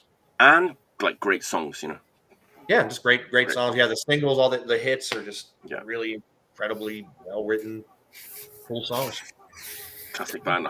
I'd like to see her. Maybe she'll. Yeah, I can't imagine she'll ever play Pittsburgh. If she does, hopefully it's not at that place we went to last night. I would think she would play like a huge venue of some sort. It'd probably be like $100 to see or whatever. I'd probably go though. I've never been here, and yeah, why not? All right. I think that she'd do like a theater show. Yeah, it would be like a theater, a bigger venue. They could fit like. I don't think she would be at the Applebee's place we were at last night. No, I would hope not. I think that's a little too lowbrow for Siouxsie. I think she'd be at a theater or like. That's where I would imagine she would play. Right. Yeah, I reckon. But no, I mean, we would have to go to New York or something to see her. I can't imagine she'd come to Pittsburgh. But never know. Never know. Maybe Skullfest. Maybe Siouxsie will headline next year. Start saving your money. Yeah. Yeah. I can't imagine. She's probably want a lot of money, and rightly so. Yeah. All right, Dusty, what's your fourth record of the day? All right. Well, first I want to shout out to Pam. I see Pam Slam. Pam's here. Commenting. Hey, Pam. She was at the show last night. She was out there, Pam slamming in the pit, showing the young punks what was up. Yeah. She's promised to come on the show at some point. Yeah, we talked about it last night. Oh yeah. Yeah. She's still into it. She is. Yeah. She's going to do it. I told her I was going to shout her out. She said, "Don't do it." Too late. We're texting now. There she is. She was who told me to do this show. She was like, that's how we. She's responsible. Yeah. Yeah. And she told me about the YouTube and whatnot. So how to turn on the computer. Yeah, she told me how to turn on a computer. Yeah. So my next for round 4 here, I got something that's a bit of the stylistic change from the crossover ones that I did for the last 2. This is Tex and the Horseheads. I don't know if you guys know this one. God, who was it? Who showed not that record, but another record by them, like in episode 2 or episode 1. Okay. It wasn't that record. It was a different album, though, not that one. They have another record that has horses, a drawing of horses on the cover. That was it. That was the one. Yeah. This, I believe, is the one. That's the first one. This is the second one. This is on Enigma Records, and wouldn't you know it, is also from 1985. So that's an accidental theme there with my first 4. Wow. The last one I already know is not from 1985. So. But the 4 in a row here. But yeah, this is kind of cowboy boots, bolo tie style punk, LA punk, similar to X. In fact, if you look at their logo has, bolo ties and gems and feathers and little, cowpunky things in there. And I guess that's what you call this, would be cowpunk. There's some elements of death rock as well. But yeah, it's similar to the first 4 X records, especially the second, third, and fourth. I would say it's similar to that. So it has some tinges of country Western music in there, mixed with punk rock and death rock. And this, in fact, I've been mentioning X. It's produced by John Doe, which the hype there you go. Has this. It has this hype sticker. It's not on the shrink. It's right on the. Oh wow. Stuck on the record there, so it's there whether you like it or not. But you can see somebody took a highlighter and highlighted "produced by John Doe." So that was, and I love this cover here. It's got so many, so many LA things going on. You got the pink, that's a Cadillac that they're on top of. You got a cactus here. This lady, this is the singer. I think you say her name, Texacala is her name, and she was kind of like this wild woman, alcohol soaked fucking death rock cowgirl. Awesome voice. Yeah. Actually, I'm getting real deja vu here because the last time someone showed the other record, this is exactly what they said too, and we had a bit of a conversation about her. I'm trying to remember who showed the other text on the Horseheads record because I've been looking for it ever since it was on. Yeah. And I haven't been able to find any of their records yet. But yeah, that's crazy.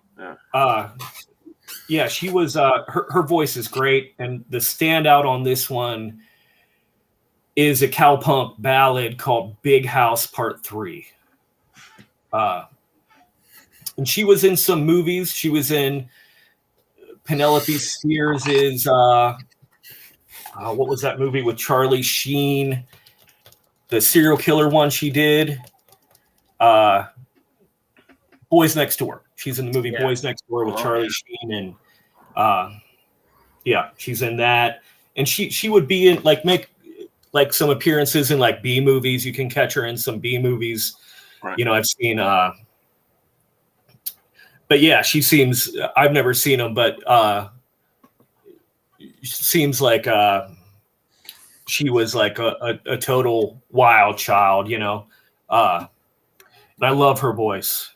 I really just like everything about this band. Their aesthetic, they're kind of even maybe a little even Heartbreakers-y mixed with the cowpunk stuff as well. I love the name of it, Life's So Cool. It's in the same font that the band's logo is in. But yeah, also from 1985 on Enigma Records. So quasi major label, big indie. I don't know what you classify that as, but they had the Dead Milkmen and a bunch of cool stuff came out on Enigma. But yeah, Tex and the Horseheads, Life's So Cool. 45 Grave. Did they have some stuff on it? She was in Border Radio. Yeah. I have a list I make of records that have been, shown on here that I don't have. And I cross them off when I find them. Still haven't found the other Tex and the Horseheads records, and now that one's going to go on the list with that one. Yeah. Maybe they just weren't big in Japan.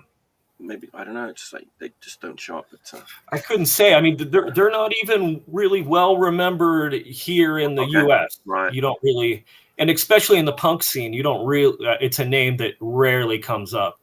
And even when and you'll talk to people who collected punk records their whole life, and they'll be like, "Oh, that one." I actually seen a comment here. Somebody's like, "I overlooked that one." But it's common with even punk collectors to not have those two Tex and the Horseheads records. Right. Or even be familiar with it. And you mentioned 45 Grave, Eric. They'd be like, if you liked 45 Grave, you would like this. Yeah. Not that it's super similar, but it has that same kind of dirty LA, late 70s, early 80s punk rock. Yeah, when you're describing that band, for some reason, I thought of 45 Grave. I was like, I wonder if they're similar to that. I mean, 45 Grave was a little bit more obviously horror, gothy. Yeah. It seemed more like the country cowpunk thing. But Enigma, I believe 45 Grave may have had a record or two on Enigma too. It seemed like that kind of label that would have signed bands. Yeah. You know what? I could check because 45-4 is that's going to be one of my first records here. So let me see here. In the alphabetication, or however you'd say it. Is that right? Alphabetization. What did I say? Alphabetication. So let's look. Enigma. Yes, this is on Enigma. Yeah. That's what I was thinking. It wasn't my first record. There was the Four Skins was. What a way. And then we get into your 7 seconds, of course. But hey, no, he's cheating now. Oh shit! I'm sorry. I didn't even think of that. It's fine. Well, Mike, fix it in post. Yeah, post. Yes, I've got a little man that does that.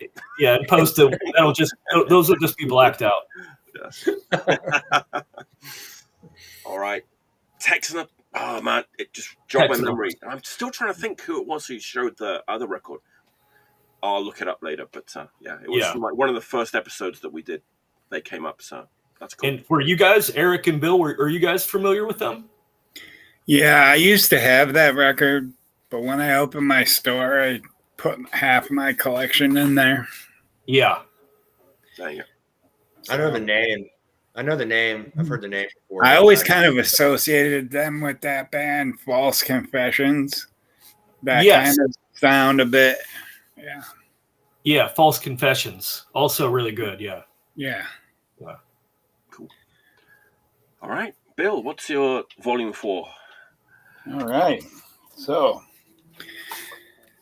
new, but not really new because it's their demo on vinyl. It's, how do you say this? Iriel? I guess Iriel. Yeah. I was calling it a reel. Yeah. But obviously I say stuff fucked up. You guys are all, don't take my word for it. I pronounce things like in the Japanese way when I say it's like irialu, as if it would be written in the. It's like, oh, it's probably not like iriel. This is really good, but I have to admit that I like their album better. I mean, this is a demo, so this is from a tape and everything, and the album itself, the production is just better. It's not like overproduced or anything.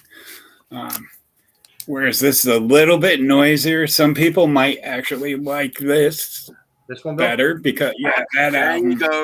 There you go. Yeah. Sorry. Oh, great! That's wonderful. Great. That's one I think Bill was talking about. That one is so good. I'm glad you had that. So Point about it too. Yeah. Great. Yeah. Yeah, and this is really good. Still, it's just kind of a little bit noisier, and the production isn't as well, and the songs are maybe faster on this, maybe. So I could see some people liking this better.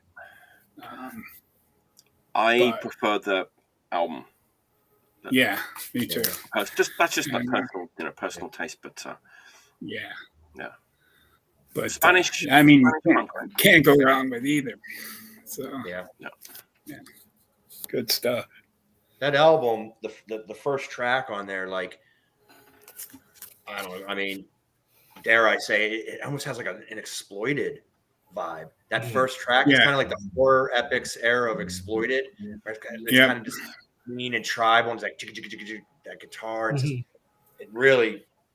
When I first got this, I heard that song. I was like, holy shit! They're a Spanish band, right? Let's just make sure. I think that's when I first heard the album, I was just like, whoa, this is my stuff here. I think they're currently touring in Europe. I wish it'd come to the States. I'd love to see them. Yeah, great band. For sure.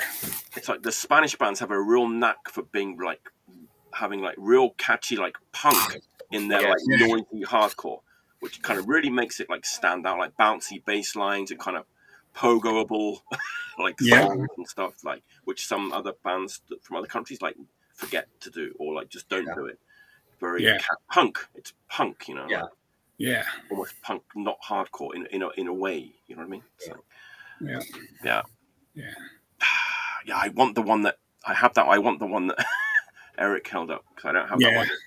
Yeah, it's great. It's great. I mean, this is great too. Yeah. Yes. I like the sound of the recording and everything better on the other one. They have a 7-inch that's a couple years old too. That's really good. Yeah. Yep. It's just called. And it looks just like the album, right?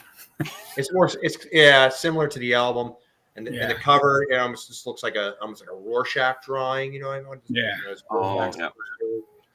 and I think it's just entitled like 2020, like the year it came out, or something like that. Yeah, also really good. Yeah, great one. Yeah, for sure. So this is La Vida Moose, of course. Yeah. Of course. Best label going. Yeah. Yeah, I was talking to him the other day. He should be sponsoring. Yeah, right. Send your free records, promos. You should send your promos. Yeah. Rachel's going to the warehouse tomorrow. Oh, in Hackney, right? Yeah. Yep. Wow. Can I send her a list? I'll PayPal her. I bet he has like a few copies of stuff that is like not available anymore, right? He must have those, right? Like a few copies. He does, right? A few copies of that. That's how I got that finished record. I thought it was gone, but he had a few, and he sent them over here. The green vinyl. Yep. I need that first home front. Yeah. Me too. The pink one. Yeah. Yeah. I got that, but I need the blue one. I have the blue one. I can't find the pink one anywhere in the States. No. Yeah. It'll come to you.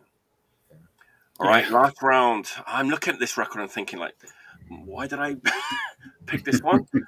Well, the reason is it's like I just rebought it because I had sold it like when I moved to Japan.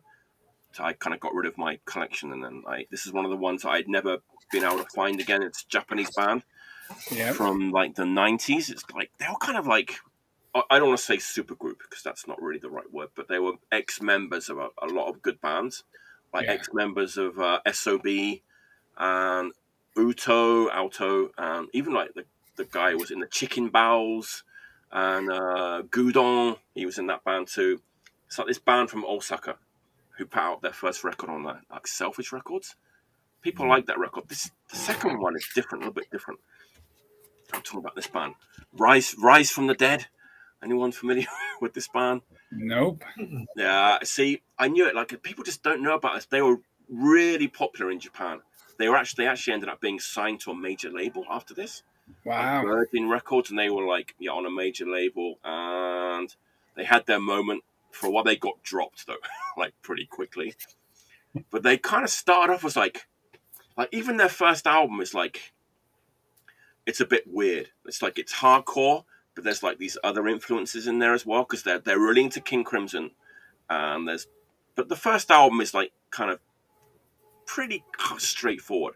But this one, they kind of took a little bit of a left turn. There's like dub in there and electronica and like progressive rock, but it's great. It's recorded in 94 and 95. What's it called again, Mike? It's called 825. It's the name of the record. Rise from the Dead, 825. It's still hardcore, but there's these other influences in there as well. They do it. So it's like a 17-minute song on here as well. It's called like Earth Cream, which is almost like krautrock influence record. But they had a lot of people going through this band. Even like that band Life, the Crust band. Yeah. They had the Nori, the bassist from Life, was in Rise from the Dead. Wow. When they were on a major label. It's crazy, right? So it's a kind of interesting band. I used to go and see them because they're an Osaka band. I've seen them like so many times, but they were so unpredictable. You'd go and see them 1 month, they'd just play a hardcore set. You'd go and see them the next month, they kind of got rid of 3 of the members, and there was like one guy with a laptop, like doing techno. You'd go and see them again, the drummer would come back and they'd do like half techno, half hardcore. They were just all over the place. They just did what the hell they wanted to do. And they had like a big like tie-in with like a skateboard company, and they had a lot of like expensive merchandise and stuff. So a really kind of like big in, only Japan only kind of a band. Do you know what I mean? It's like, their records weren't distributed like outside of Japan or anything. But this is their second album. After this, I would say avoid, unless you like really experimental, like electronic and dub and like weird stuff. But great record. I just rebought. So I'm kind of happy to have this back because it's kind of tricky to find on vinyl. Maybe, I'm not sure, maybe, but I've You can never probably, even it's heard probably of on it. it's probably on Discogs, I would say. Yeah. Yeah. Rise from the Dead. That's my last pick of the day. There you go. All right. All right, Eric. Okay, another old record. I just snuck in a new one, so another Cool. classic here. Sticking with the UK theme that I accidentally just realized.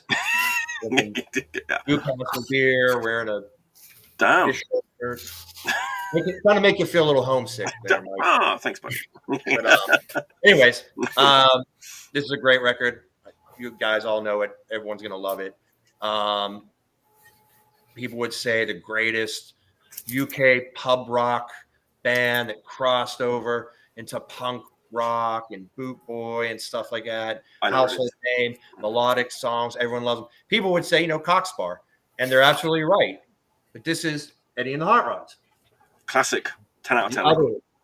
This one, arguably, Coxbar is the better band, sure, but I don't know.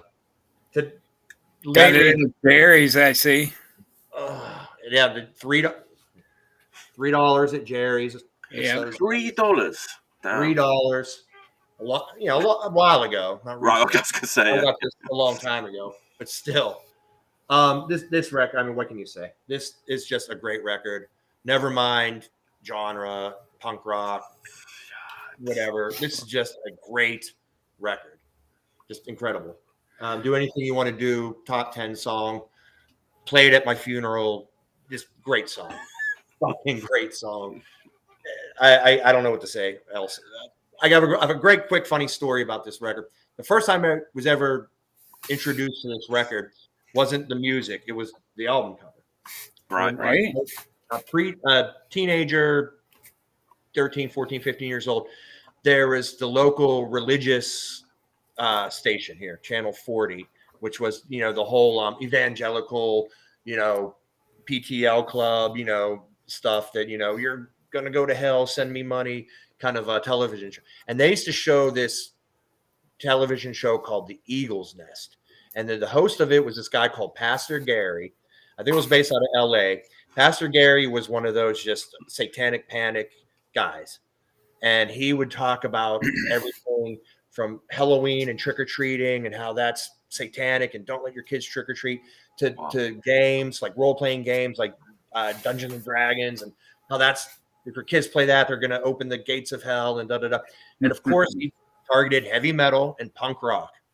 He had this great book, which I wish I could find. It was called The Punk Called Rock. And he actually wrote a book that like parents could send in money and get this book, and it would just talk about all the evil satanic punk rock that's out there. So of course he, it was a great episode. My friends and I would just tune into it just for a laugh, and we'd even like a pen and paper, like, oh, write down the bands he's talking about. It's gonna be great. So he would talk about Dead Kennedys. He would show the Dead Kennedys. He's introduced you all the best bands, right? He would talk about going to a Circle Jerks concert and how the punks spit on him at the Circle Jerks concert. And he was really hung up on suicide and teenage suicide. And he would talk about Talking Heads and how satanic Talking Heads were, and how Debbie Harry had the solo album with the H.R. Geiger on it. And it was the song, Die Young, Stay Pretty, and how that was teaching kids to commit suicide. AC/DC, Highway to Hell, was about suicide, and really obsessed with suicide. And he would show this record because obviously there's, guy with the noose, noose, and it was the teenage suicide thing. And I was like, what in the hell is that record? I had no clue. I knew Blondie, Talking Heads, Dead Kennedys, Circle Jerks, Plasmatics, everyone else, AC/DC, everyone else he showed. I had no clue who this band was. I was like, I got to find that record. And this is obviously pre-internet. It's like 1985 or something. Right. No clue. And I just looking at it, I'm like, they probably sound like Dead Boys, maybe Alice Cooper, just to kind of look at this imagery. And like Alice Cooper used to hang himself on stage. And I was so intrigued with this record. Never could find it, never heard it. Years later, I think I heard Do Anything You Want to Do on like a mixtape or something. Like, that's the same band, because I was expecting something heavier and prettier. Like I was expecting Dead Boys mixed with Alice, and that's like a really good like pop song. Yeah. And then finally, found this record, and I don't want to say I was disappointed. I was just blown away because I was expecting something heavier and darker and meaner and sinister, and instead I got this incredible, just melodic, feel good, pop, perfect record, rock record. And it's not dark. Like all the songs are like basically like, fuck you, I'm gonna get my life together, I'm gonna get the hell out of this town. Quit this town. It's not like, it's not like, oh, suicide. I think they do have, a song about like, I'll tighten this noose around my neck, but it's more of like a fuck you. I'm going to do what I want. I don't know. I'm rambling, but great song. Classic. I'm sure everyone knows it. Top 10 stuff. It's kind of you can't put it in a box. It's like, it's I mean, I see they kind of were in that pub rock scene, and then they kind of like crossed over into punk, and I don't know if it was a conscious decision or a label help, because they have isn't there a song Teenage Depression, again with a guy with a gun to his head? Yeah. And that album's like a lot of classic covers and blues covers and stuff, and it's definitely more pub rock, but that's the best one by one. More original material, just incredible. Do Anything You Want to Do is just a top 10 song. It's an incredible song. And that's all I got. Beautiful. That's a great last pick. Yeah, love that record. All right. Yeah, if we're talking pub rock gone punk, I would pick that over Cocksparrow. Yeah. I think that's Cocksparrow's great, but there's something about that record. If anyone ever says to you like Cocksparrow sounds like show tunes, you can't unhear it. I've just said it now. You can't unhear it. It's all like, very music hall, like. Yeah. It is. Great band. To me, some of Cocksparrow sounds like Thin Lizzy with the dual guitar and stuff like that. You definitely get a Thin Lizzy vibe from them. Yeah. Yeah.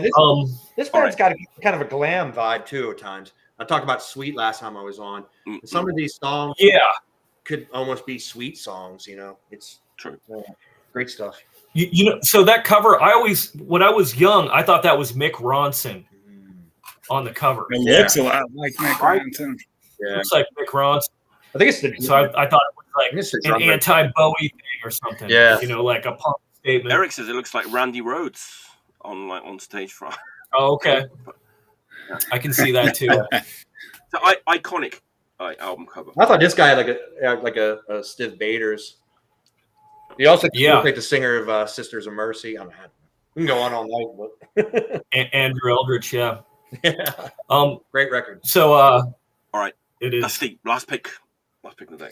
So for my final pick, when we were going to do this a few months ago, and we rescheduled, I ended up running into Eric that night, and he was like, well, what were you going to talk about? And then we went through our list at the bar. We basically did this show together, what we were going to say, and, it was cool. And we both picked this same record.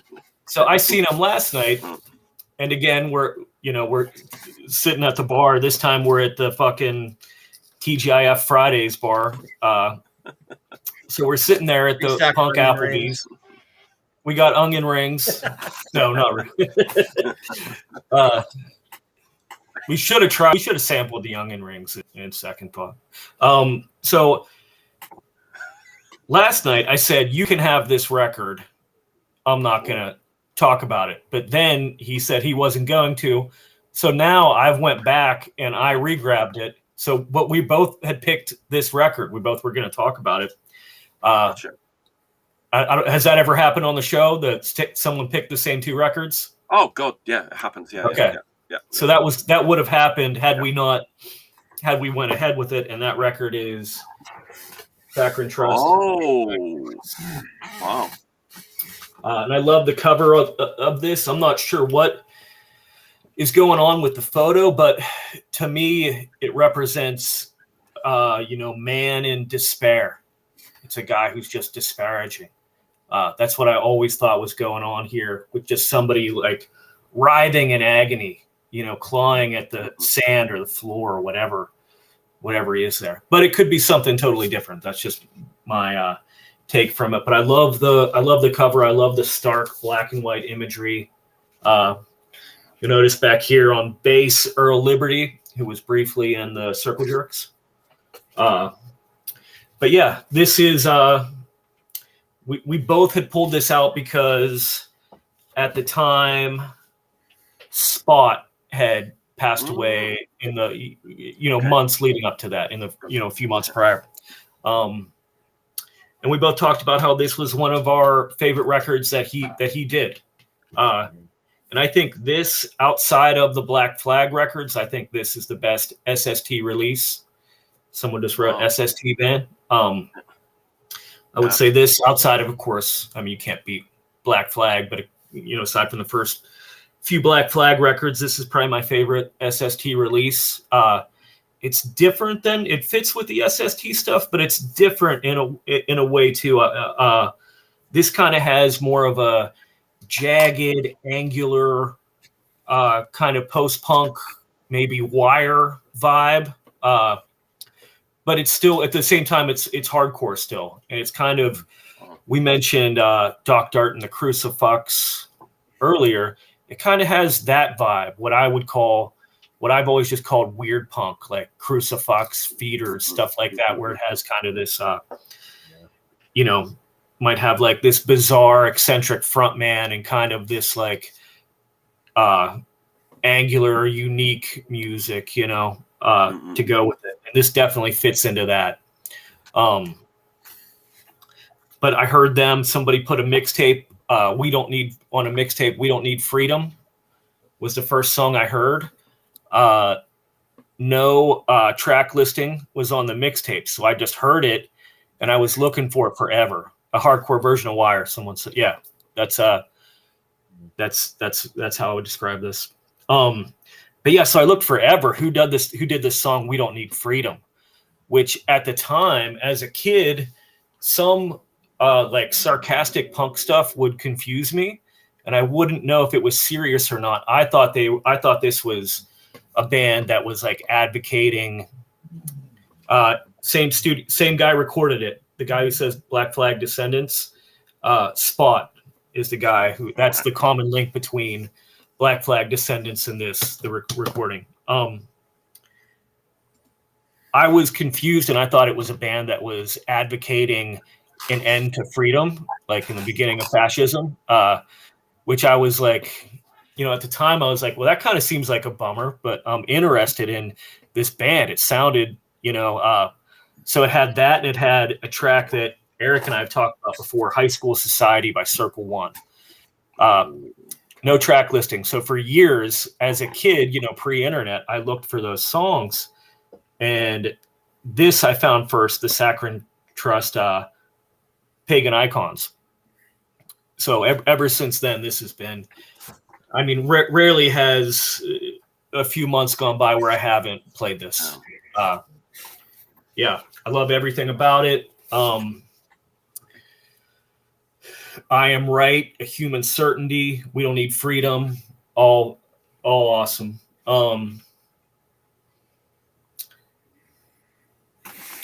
Cover, it's produced by Spot and Mike Watt. So you can't go wrong there. Yeah, first time I heard that band was A Human Certainty on the Blasting Concept compilation, the SST yes. record. And same thing, I wasn't familiar with them. I was very young. I knew Black Flag and Husker Du and Minutemen and stuff like. I heard that song and I was just like, I got really creeped out because if you're not familiar with that song, it's really just slow and drony and creepy.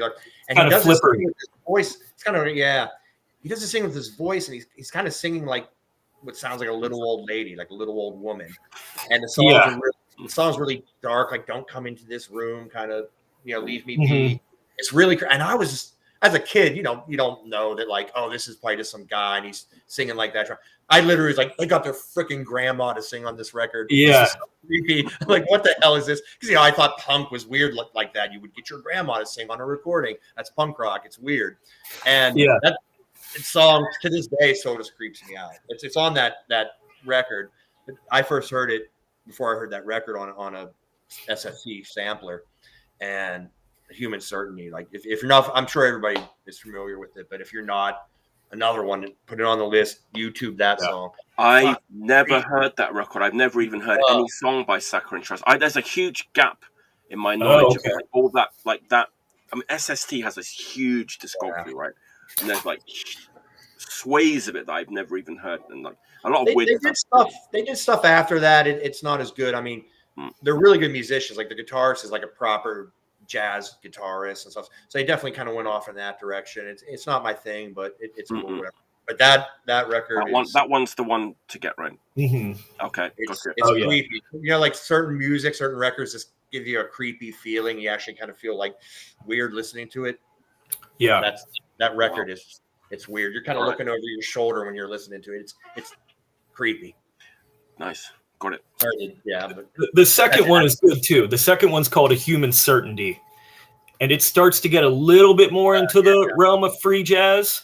Which is how they went. They became like a free jazz experimental avant-garde type of thing, which I don't know super much about their later stuff after their first two. But you mentioned Husker Du. I should go back and say when I said this is the next to Flag, this is the best SST. I'm going to say next to Black Flag and Husker Du. All right. I forgot they were on SST, but I can't put. It's a great record, but I can't put up. I cannot, in good conscience, put it ahead of my Husker Du records in my rating. You know, but yeah, awesome record.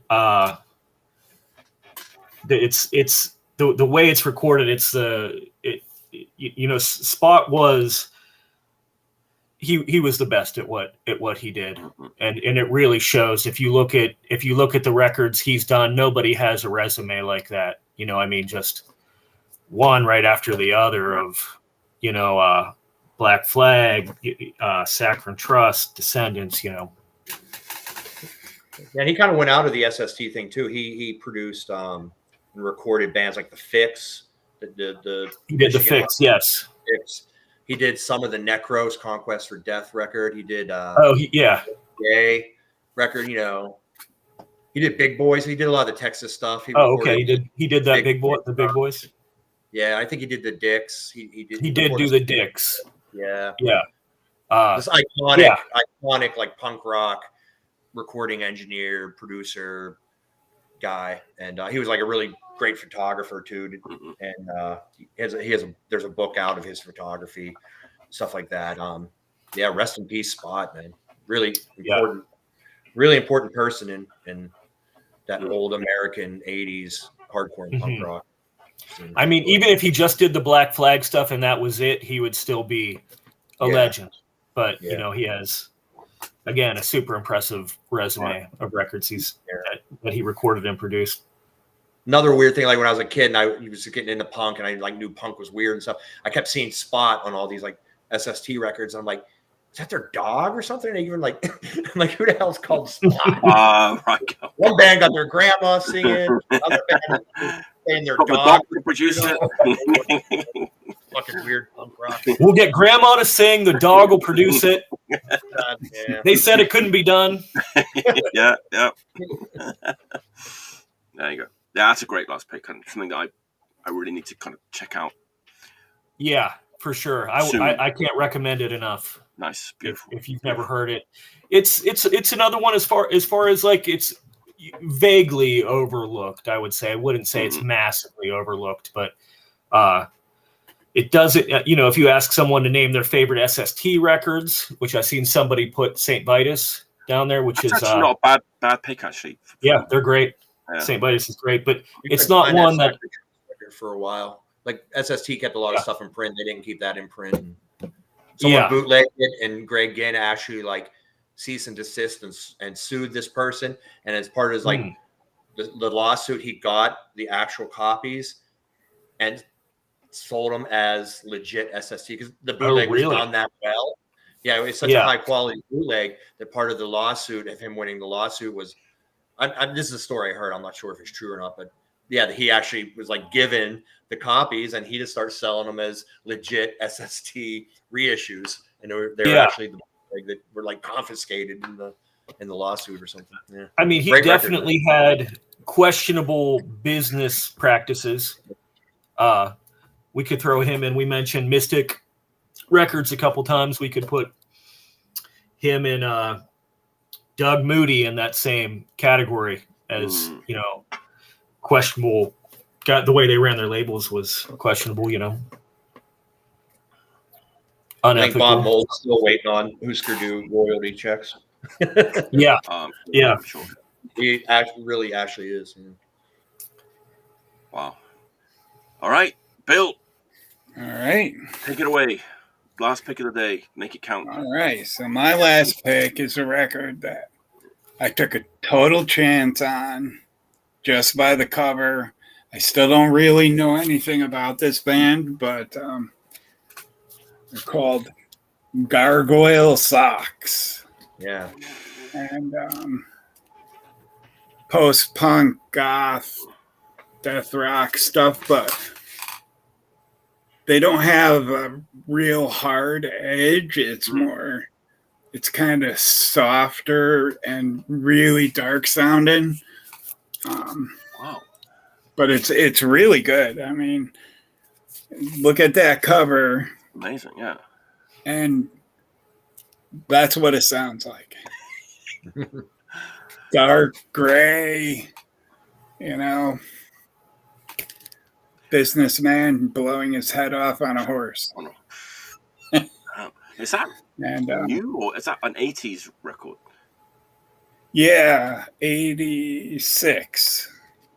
American? British? It's a completely new one.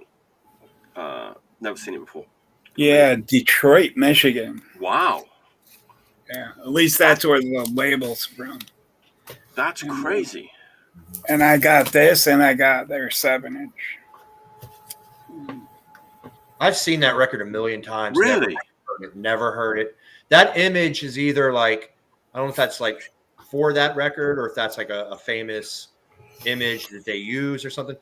That image was used locally, I think, on a government issue flyer from the late 80s. Wow. Government issue played here, and someone used it. So I always associated that with government issue. But obviously, it's not. Yeah. I think that's it's good, though. I mean, if you like Siouxsie and you like 45 Grave, maybe not as hard edged as like 45 Grave or anything, but it's really good. Really good. That's a great record to finish with. It's like left me like hanging on, like wanting to know more and to check that record out. Yeah, I mean it was $10, and I was looking at it and I was like, this has got to be something. It's got to be decent, right? So I just picked it up. I had $10 left in store credit. This was $10. It was perfect. Yeah. Gargoyle Socks. Gargoyle Socks. Wow. And they have this, and they have an EP. Yeah. Amazing. Yeah, I've seen that before. I've never said I passed it up a million times. I'll have to look for it again. Yeah. That image, I don't know if that's like I said, original artwork for the record for the band, or if that's like a famous photograph or whatever. I don't know. I definitely remember seeing the image used for a GI flyer. Wow. It says the photos. It says it's an illustration. And it's from 1986 by J.K. Potter. Try something original. Potter. Yeah. That's a weird mix-up of J.K. Rowling and Harry Potter going on. Yeah. Yep. But yeah, I still always search for the records that just by sight look cool. Yeah. And this is one. I would buy that without even looking it up. Yeah. Yep. All right. And it's I think on Discogs it's around $20, I think, maybe. But yeah, I mean this has a cut corner and stuff, so it's cheaper. Yeah. Cool. Yeah, absolutely. Gargoyle sites. We're going to finish up today with Gargoyle Socks. I'm intrigued. I'm sure everyone who's watching is intrigued. Everyone's intrigued. Everyone go and look for the Gargoyle Socks record and all the other records that we've shown tonight. Some new ones, some old ones, some that are new to me, some that I can't wait to check out.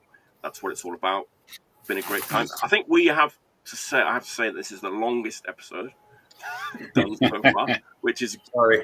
No, it's great. I was going to say, was it because of me? No. Was I rambling? No, I mean, if it's too short, it's like, that's bad, right? Can we talk about Manimal again? We could keep going. Yes. We could do another half hour on. Let's do another half hour on Manimal, the Manimal demos. Hey, I've got to announce next week's show. Don't let me forget to announce next week's show. So next week, Friday again. What's the date next week? Friday, 19th of May. That sounds right. Yeah. Same time. Derek Moore from Citizen's Arrest and Fright is coming on the show. Daniel Lupton from Sorry State Records, and Tony Pence, my old friend from Celebrate Summer Records in Baltimore, is coming on the show. So it should be a good one. So everyone, make sure you tune in next Friday at 10 p.m. Thanks for coming in. Thanks for joining me, Eric, Dusty, and Bill. It's been great talking to you. It's been a great time. We'll probably carry on talking for a little bit after we finish, right? Yep. If everyone's got some time. Thanks for tuning in. Killer show, guys. Thanks, Eric. Thanks for tuning in. Until next time, stay healthy and stay clean.